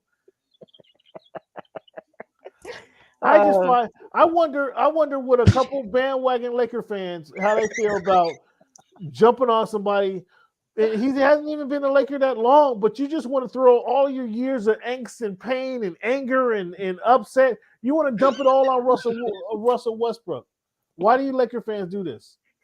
And I got two front running Laker fans right here on my screen, and I want to see if either one of them can explain to me why they dump on Russell Westbrook like they do. Listen, first of all, we knew it was a bad combination from the beginning. First of all, obviously he was supposed to, they knew what they were getting. They didn't think it was going to be this bad, but they knew exactly what they were getting. That's why there was infighting between the Lakers front office prior to the trade being made. Like Cleveland said earlier, he's had the most triple doubles, but depending on who you ask in the league, some people think that that's just empty numbers. Just being honest. Talking about empty numbers. What about what's empty numbers is what we're saying this guy put up for in his 18th year of his career, averaging 29 points, 8 rebounds. Those are empty numbers because this team is under 500. I mean, listen, they're both people are scoring record-breaking numbers, and it's not contributing to wins. Okay. So isn't that the description of hollow numbers? Whatever you want to call it, my boy. Whatever you want to call it. No. Okay, and Landon. When Matthew Stafford threw for all these yards for the Detroit Lions, those are called hollow numbers, hollow stats. Matthew Stafford was never recognized as one of the best ever quarterbacks in the game. Ever was he recognized as one of the best ever quarterbacks? Was he? He was top 10. We gave him a top 10 label. At one point, he was top 5. He had some historic seasons, right? That you had to acknowledge, like, that was pretty damn good. But was he ever the best ever? I would never say that Matthew Stafford was the best ever quarterback. Thank you. So you can put up hollow stats by putting up a lot of numbers. You can put up some hollow stats, right? I'm not saying that you can't do that. Oh, okay. Well, I just clarifying. I just want to clarify because some people don't believe that he's averaging 29 points. There's a Hall of Fame quarterback There's a Hall of Fame quarterback that has put up a surmountable parts of numbers, but he's only reached the Super Bowl once. But he's still regarded as one of the best quarterbacks ever to play this game. What's your point, Landon? What's your point? What's your point? I'm trying to get to where your point is at. What's your point? My point is you got me confused. I got you confused. My point is why you guys shitting on Russell like you guys been shitting on Russell, and you got to try to point the finger at Russell and turn the spigot on. You guys are turning the water hose on, the fire hose like on Russell Westbrook. He's not the only. It's his fault. He's not getting you guys down by 30. Listen. It's not. He's not the only one to blame. Who's the leader of this team? Who's the leader of the damn team? That's what I LeBron wanna James know. is. Who? LeBron James is. He's the one. That guy is the one who leading them to three consecutive 30-point losses. That's that guy. It's a team collective. So is it LeBron or is it team? Which one is it? Come on, It's all of them. Who's putting together the team? Who puts Cleveland, together? can the you team? help me with this, man? No, Cleveland. Yeah. I most certainly can. He has no This whole thing falls on Russell Westbrook's shoulders. How They does it fall traded him to come in and bring 25, 10, and 10. He can no longer do that. This is He the can most do that if precipitous. you put the ball in his hand. Let Bro, me finish. Come on, You have to let me get. You asked me for this takes. Did you ask for the mic? Because I hold the microphone like a grudge, homie. Let me get the mic for a minute, okay? They brought him in to be that MVP caliber player, that explosive point guard, that generational guy, that guy that has more triple doubles than anyone in the history of the National Basketball Association. And as I was going to say before I was so rudely interrupted, this has been the most precipitous drop of a superstar I have ever seen in the NBA. Last year, you could not stop that guy. This year, he is passing like he's John Stockton. He's not attacking the rim anymore. He does not know even where to release his jumper from. It used to just be because as high as he wants and just let it go, and it just goes in. He has no idea. He has no way to gauge his jumper. He is the problem. 127%. Once they trade for him and get Dame Dollar, what is the difference? Problem what is the difference? What has been the difference in this season? His career to this year. What's been the difference? It's been him. He's not that dude anymore. This dude, he's not that dude. Listen, all of a sudden he's not that dude. All of a sudden, that's what I'm saying. That's what I'm saying. That's the most amazing part of all of this. Cam, all of a sudden, it wasn't like they got him 3 or 4 years removed from being a baller. It's like right now. Like, have you listened to this man's post-game press conferences? Have you listened to what he's been talking about? He is a broken man, dude. He is so now he's broken. This dude crip walked across the Lakers logo. Shout out to him because he posted my video. But he's been crip walking across the Lakers logo. Everybody knew what that was. Okay, he played OKC, and when he messed up when he lost the game for him, he wanted to fight these young boys, right? I'm not lying. He talked about it's a unwritten rule not to score. He wants to fight everybody. You know what I'm saying? He's telling people that if he never wins the championship, he's okay with that. You're in the city of Los Angeles and you're playing for the purple and gold. They got 17 banners in the Staples Center. The Clippers don't have banners in the Staples Center that are relevant. Anyways, just to let you know, I know you covered them, but the Western Conference Championship, the Lakers have at least 30 of those. Okay, we're not worried about that. Okay, the Sparks have 3 championships before the Clippers. Okay, nobody's worried about the Clippers. Okay, shout out to Steve Ballmer, but he's from Seattle. Mr. Ballmer, please, I'm not trying to co-sign with what Landon is saying. I'm just saying I kind of felt a little bit. Crunchy for you. I'm just being honest. Heard that? I'm just being honest. I'm just being honest, Mr. Balmer. Yeah, I know who you are. Respect to him, but I'm just being honest about the franchise. Okay. We're talking about LeBron James and the Lakers, and yet you guys want to talk about somehow Russell Westbrook was brought here to be the top 75 pick, top 76, top 75, whatever you want to put him in there. Mr. Triple Double, Mr. Motors always goading, Mr. In Russ we trust. You know what I'm saying? We can't trust Russell Westbrook no more, man. And all of a sudden now he just can't be trusted. Now he just can't be trusted. He's rushing things, Cam. Oh my goodness! There's You guys I mean, ought to be ashamed of obviously, yourself. His You guys ought to be. release point is ridiculous, Cam. You guys And ought to be ashamed. he has no idea when he wants to shoot the ball. I You mean, guys ought to be ashamed of like yourself. it's crazy.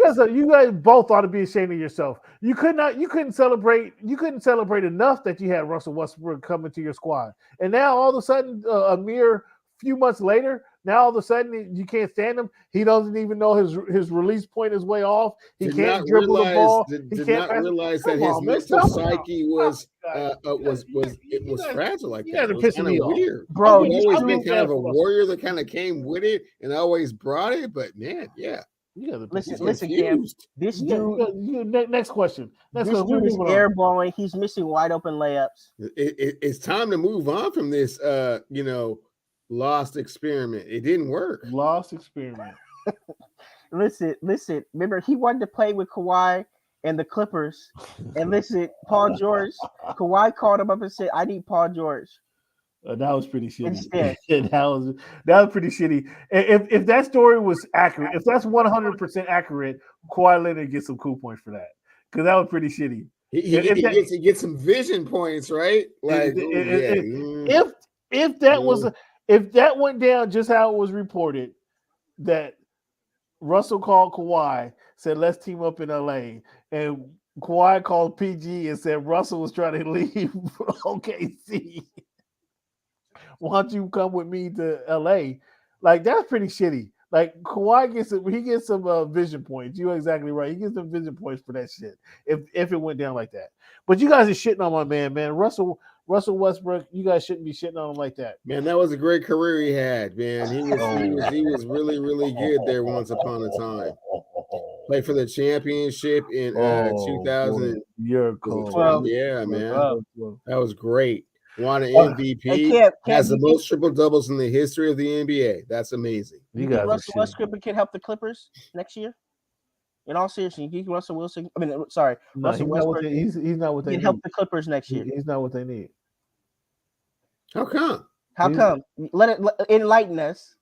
What do you mean? He's enlighten us. That's your boy. He's a walking triple double. I mean, she give you 25, 10, and 10. Yeah. And you can stay in the same city. I mean, wow. Why don't you guys want it? Yeah, exactly. Why don't you guys want to? No, because number one, they got two ISO. Kawhi, PG-13 and Russ. They got two ISO players already. They got two ISO players already. They don't. But those guys can't stay healthy though. Those guys can't stay healthy. That's a good point. But at least Russell Westbrook would be there. So his durability. He can help you guys get to a championship. I mean, this season, Kawhi and Paul George have missed 277 games. Don't put too much on it, Landon. You better cut that out now. Listen. You're telling me this. Why don't you think he would do better in a Clippers uniform?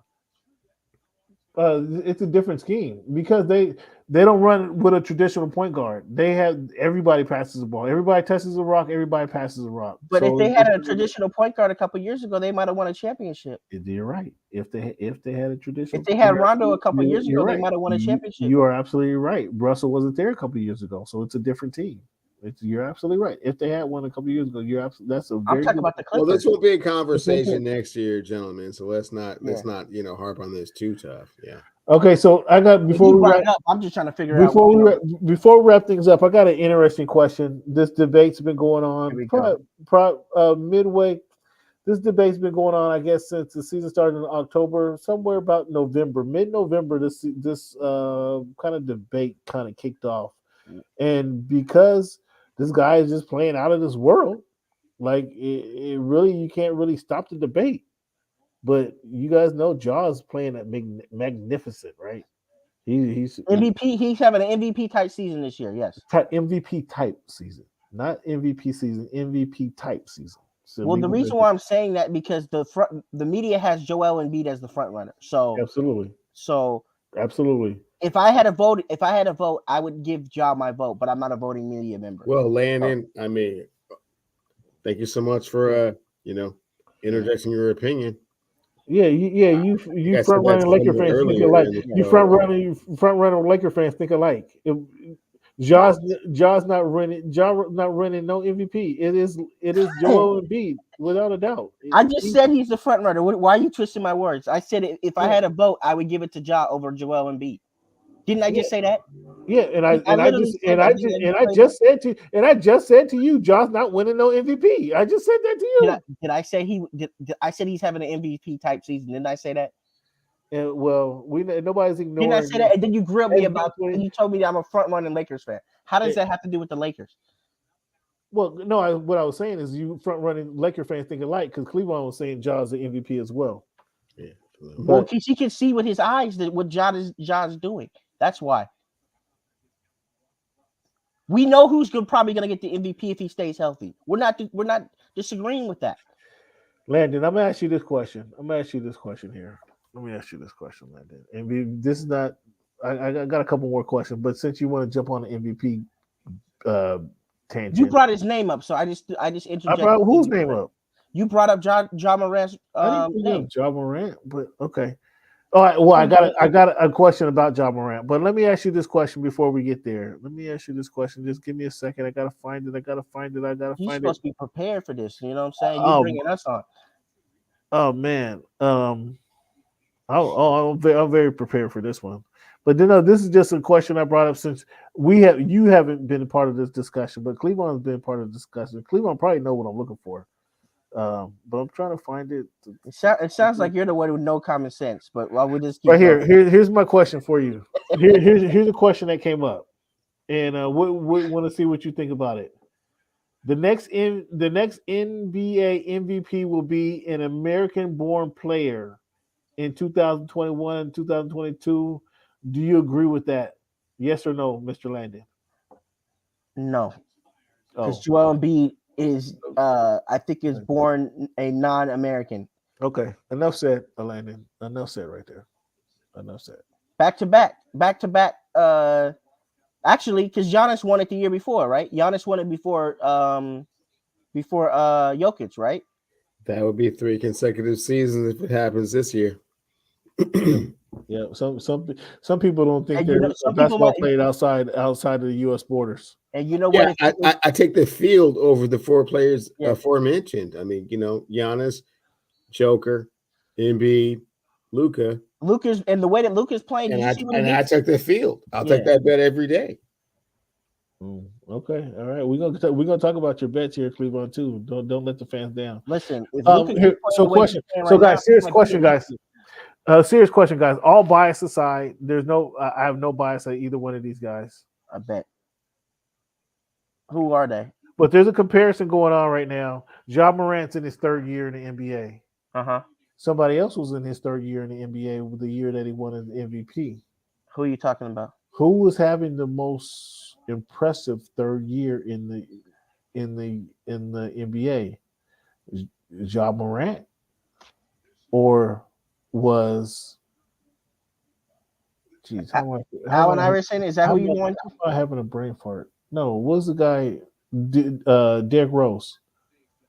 Derrick Rose won it in his 3rd year, MVP in his 3rd year. I mean, he deserved it. He deserved it in his 3rd year. Who's having a better year? Is it Derrick Rose, his MVP year, or Ja Morant this season? That's Derrick Rose. That's Derrick Rose, but that's a hard question to come up with. Derrick Rose played out of his freaking mind. Ja Morant hasn't been bad this year. If I'm not mistaken, I think he led his team to the Eastern Conference Finals and only lost to LeBron. To the number 1 seed. I don't know if they went to the finals. I think they lost short of the finals, but they were the number 1 seed that year. That's why he won it, because they were the number 1 seed that year. Well, I mean, Joker won it from the position that Ja Morant is in right now. He won it for the 3rd seed last year. Last year? Yes. If I'm not mistaken, he was in the 3rd seed and he won the MVP. I'm not looking at any numbers. I'm just going off from memory. Joker was in the position. They said if he could finish top 3, Joker would win it last year, and he finished top 3 and won the MVP last year. Can Ja win it this year? I haven't Embiid winning. Like if the season. The only way I see Ja winning it over Embiid is knocking on. Let me find some wood. If Joel Embiid goes down with an injury. Yeah, right. True. I agree with that. Cleveland, do you see it? Is he not having an MVP year to you, Cleveland?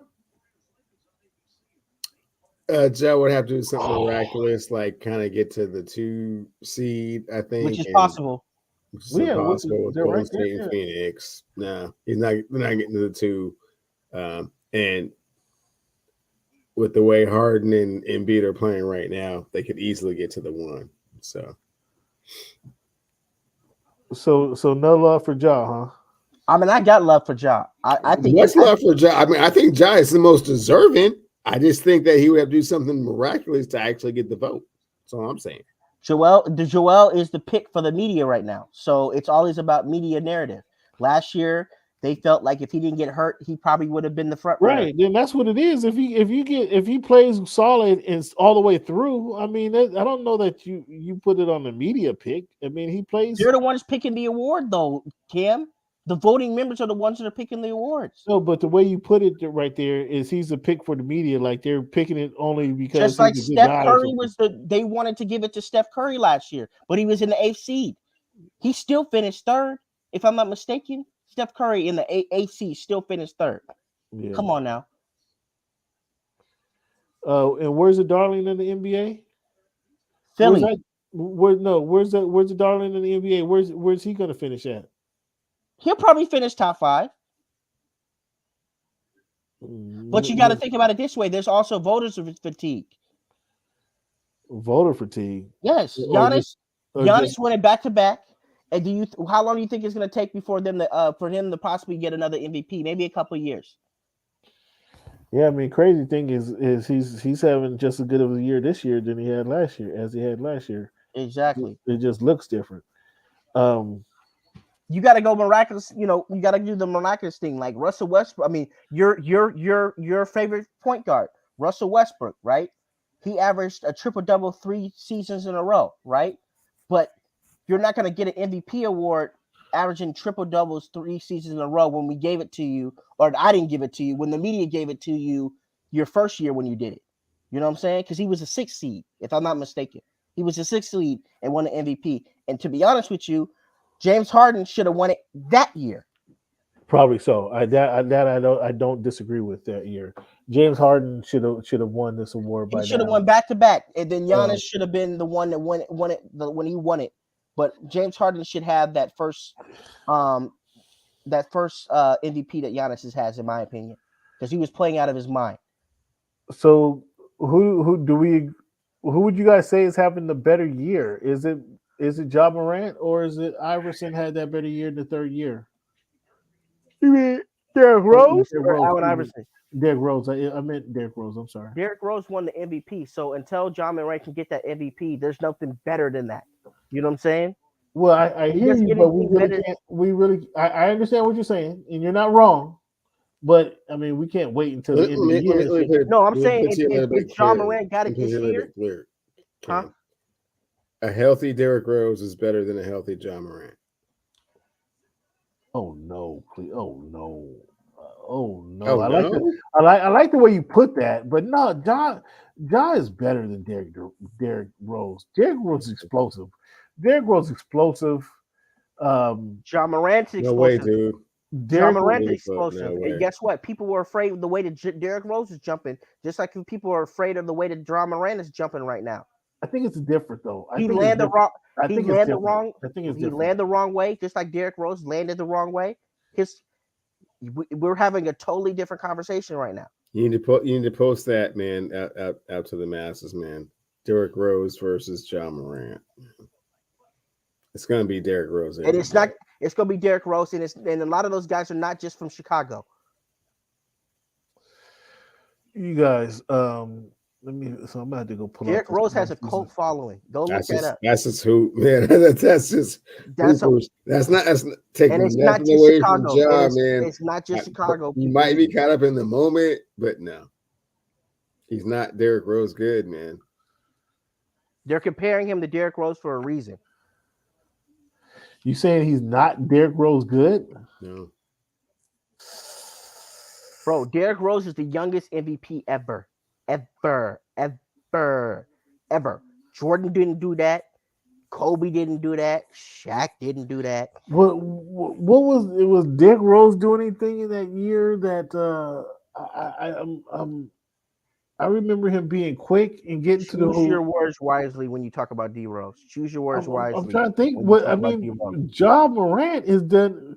What hasn't John done? What has John not done? Listen, That's there's what- people that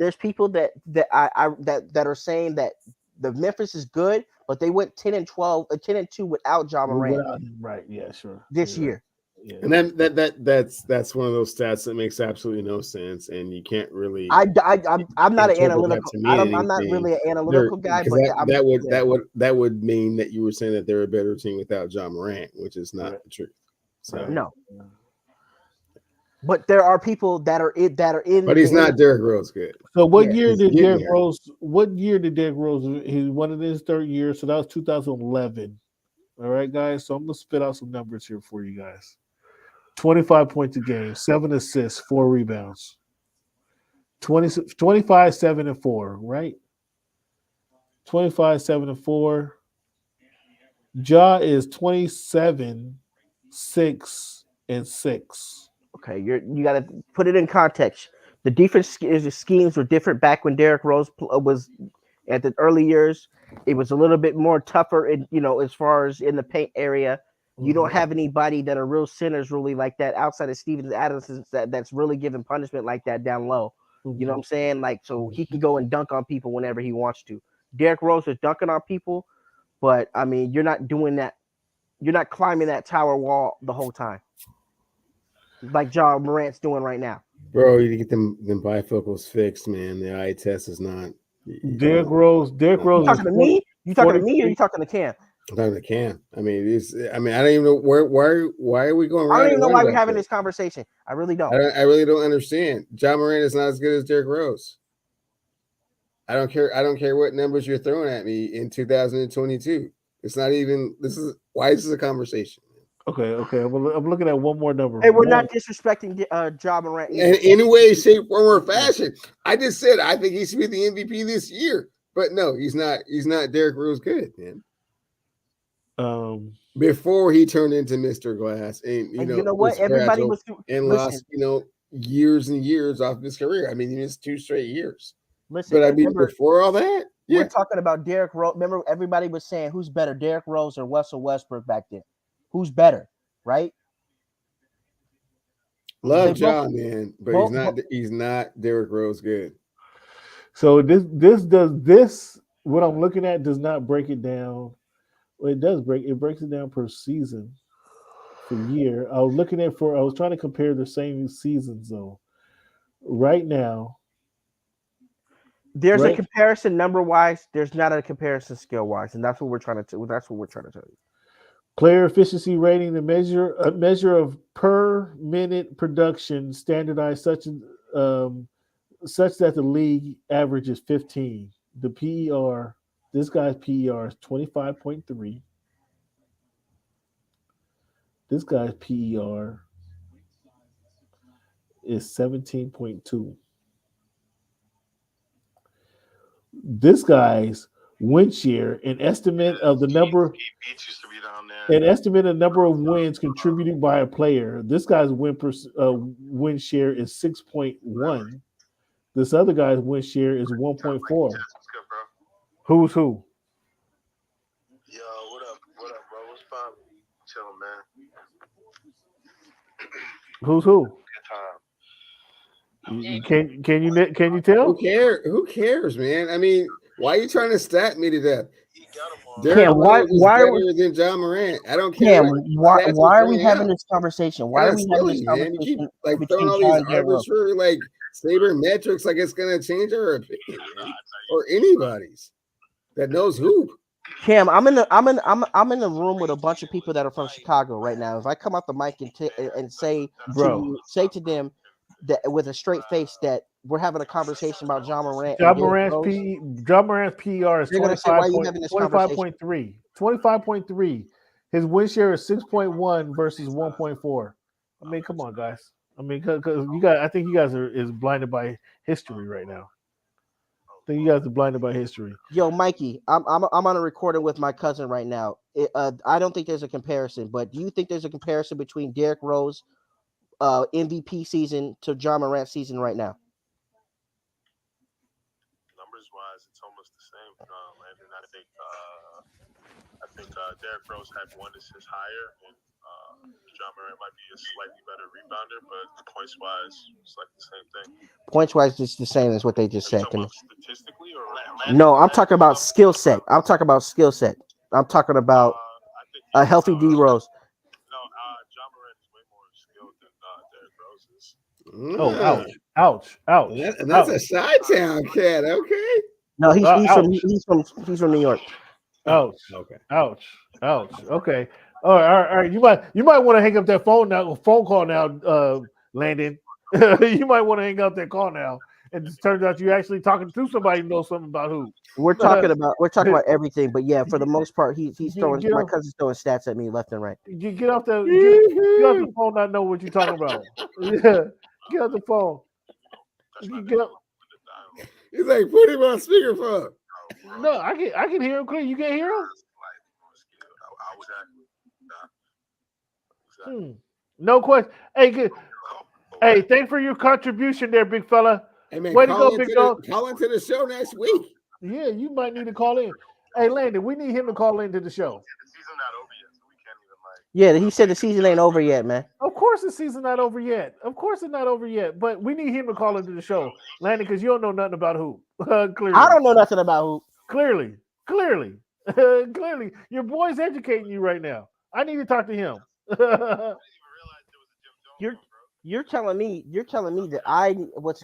you spewed Russell Westbrook for 20 minutes on how he's not the problem with the Lakers. No, I didn't say he wasn't the problem.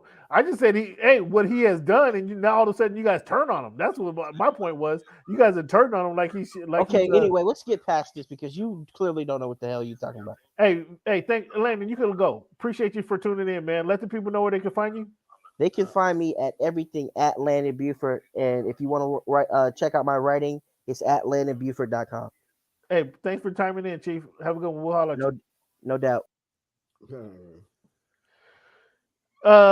Okay, so you heard it. You heard the argument that I was making, and then Landon tried to pull in somebody to make the argument for him, and he turned around and you guys heard it for yourself. That kind of backfired a tad bit. Yeah, you guys heard it yourself. I don't even need to get into it. But I thought that was a pretty deep comparison. John Morant, what he's doing this year versus what I keep saying AI. What Derrick Rose is doing in his third year, the year he won the MVP. I mean, I'm not really a fan of either person individually, but I think John Morant is. I'm just saying a lot more things have been explosive. It could be it's more recent than it was. Almost 19 years ago? No, 10 years ago, 2011 it was. 10 years ago is obviously more fresh now. What we're seeing this year and last year from Ja, but I think Ja's just been a beast, man. His handles is exquisite. He does have a jumper that's improving. He has leadership abilities, and he gets to his fearlessness is crazy. Like his willingness to just go up and try to jump up somebody is bananas. Now, Derrick Rose, again, I think he was very explosive. He was quick and explosive, very quick and very explosive. Got to get to the hoop on most people. I just think Ja has a better package, in my opinion. But we can revisit that. Cleveland. What I wanted to talk to you about, man, is should we boycott? Should we strike against the Major League Baseball since they're locking cats out? Should we boycott the Major League? Or do you want to do your Major League updates? Give us an update on the Major League, Cleveland. Yeah, they'll figure it out. Give me a week. They'll get it together? Next week. Okay. All right, Cleveland. So we got a new show, man, that I crossed my mind. I thought about this last week. We got a new segment of the show, I should say. And Cleveland, you being an avid bettor of the bunch, how much money you bet last week? Last week I was conservative, maybe 250. No, conservative 250, huh? So you want to tell us some of your you let us know how you want the segment to go. You want to review some of the bets that you made last week, some of the winners that you had, or you want to review some of the bets that you have going into this week? What do you want to talk to us about? Why don't you tell us Why don't you tell us about the bets that you have going on this week? So maybe the Cam, fans can make rather $1 or than two. dwelling on the past, let's just look into the future, if you don't mind. Okay. As I look into my crystal ball here. Crystal ball, huh? Okay. You got the crystal ball. Is it clear or is it the one with the shocks on it? That when you touch it, the kind of electro shocks come magnetic to your hand. Which ball you got? I got the Clippers. Oh, wait, this a bitch. And the Lakers tomorrow. You knew that was on the. You knew that was on it, right? Ain't this a bitch? So who you got? Go ahead and take the Lakers. I'm going to take the money line on it. The Lakers plus what? I'm not even know the points. Lakers. How many points are they getting? I don't even know. Who cares? I mean, what do you take? I mean, you going straight up? Like you got the Lakers straight up? I'm going straight up on the money line on it. Ooh, okay. Ooh, Lakers straight up. I mean, what type of action you giving? I mean, maybe I want to get into that. What kind of action you put on that one? I'll probably put 50 cent on that. Okay. I mean, if you were real serious about it, it might be a Daniels or a Dukes. Oh no! Oh, see, you were real serious about it. If you were real confident in your squad, the NBA is too up and down, and too many games over the course of 82 games. I mean, it's only one game. If the Clippers and the Lakers, they beat the Clippers in 6 straight games. They probably do. Dukes, you don't want to put Dukes on that? No. And again, what I am seeing here, because of my philosophy of betting on the game, or I'm sorry, betting on the team that is going into it back to back. I will take San Antonio over the Kings. San Antonio, okay. So I'm jotting these down so we can talk about them next week. San Antonio Spurs over the Kings. Yes. Straight up or points? I mean, either way, I would assume that the Spurs will be favored, but it's too early to see what the spread is with regards to that because it can always change by tomorrow. But I'll take the Spurs straight up. Okay. Yeah. Well, okay. What else you got? What else should the fans be excited about this week? Through this package here. And then how are you placing your bets, man? Are you going to the sports book? Are you staying in the sports bar all day? Are you placing these bets and following up with it throughout the day? Are you on the phone looking at the score every 5-10 minutes? Are you sitting down watching the games? Talk to us about your now that you put the money down on these games on Friday night, Saturday night. Talk to us about that weekend of you enjoying the games, or even if you can't enjoy them. Sure. So since we're into the NBA segment of my wagering prowess as opposed to the NFL portion of it, I usually try and look at the schedule over the last 2 to 3 days to see if any teams have played back-to-back, see who they played previously, see how much travel was involved. I have like 44 rules of the sports book, which is my next chronicle that's coming out in a few months. 44 rules. 44 rules of the sports book. And one of them is just to see who's been playing back-to-back games, who came from a real party town, adverse leaving Salt Lake City to go to New Orleans. That's a little bit of a different thing. Right? Or leaving New Orleans going to Salt Lake City, right? It's like, okay.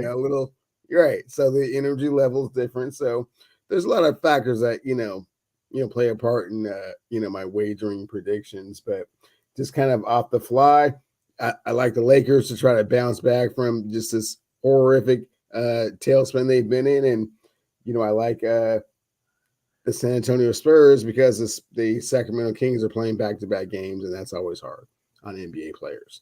And they're traveling from New Orleans to San Antonio. Not really, really far, but at the same time, you are getting on a plane and playing somewhere else the next day. So the Lakers 3 straight losses doesn't scare you at all. No. It's the Battle of LA, and it's always personal. So they should have won the last one. They got some bogus calls, and but we won't get into all that. Too late. Bogus calls they got, huh? Hey man, that was a long time ago. Let's move on. Let's move past it. Okay, that's interesting, fans. The Cleveland, the young Sam Rothstein gives us 2 games that he's betting on this week. You're not doing any WNBA, any golf? Cam, I don't go chasing waterfalls. I try and stick to the rivers and lakes that I'm used to. So not getting too far out there, try and stay in my wheelhouse and, get things done. If I see something and, I feel a certain way, I may lean that way, but I kind of tend to stay in my lane. All right, fans. So we got our first segment of best bets with Mr. Cleveland, young Sam. And we're going to see next week. We're going to be looking for him to see how these games played out and see what his thought process was. Was any reason for change? Hold me to it. Hold me accountable, and let's make a journal, kind of a spreadsheet. I'm more than willing to do that. Yeah, man. We got him. This is a new segment that we're gonna be doing moving forward. We're gonna also leave the show or close the show with this quote for you guys. Excellence is the gradual result of always striving to do better. Thought that quote, I mean, it needs no explanation, right? Excellence is the gradual result of always striving to do better. I like that. This came with somebody that you would admire, Mr. Pat Riley. Word. But I think that's a great quote, and something that you guys can take with you in your walk this week. Just be better. Just doing better, being better than you were yesterday is a sign of you working towards your excellence, working towards everybody getting better. So I really like that quote, and I repeat it one more time. Excellence is the gradual result of always striving to do better. And that's something that we all should strive to do, and so that we all can strive for excellence. Cleveland, I want to thank you in your participation for the show. I want to thank you in this new segment that you brought upon us. And then thank you for your participation, man. It's been great. It's always been great, and we appreciate it. So let's talk soon. We'll talk next week. I'm watching now. I'm gonna be at the Laker game tomorrow with the Clippers. I don't think the Lakers are gonna win. And the Spurs over the Kings, that's one we're gonna check out. So I'll holler at you. I'll holler at you later, man. Fans, thank you. Sorry we took a week off, but we're here as we are each and every week, most weeks anyway. And I want to thank you guys for making our voice your choice. Holler at you, Chief. Right on, bro. Talk soon. Later.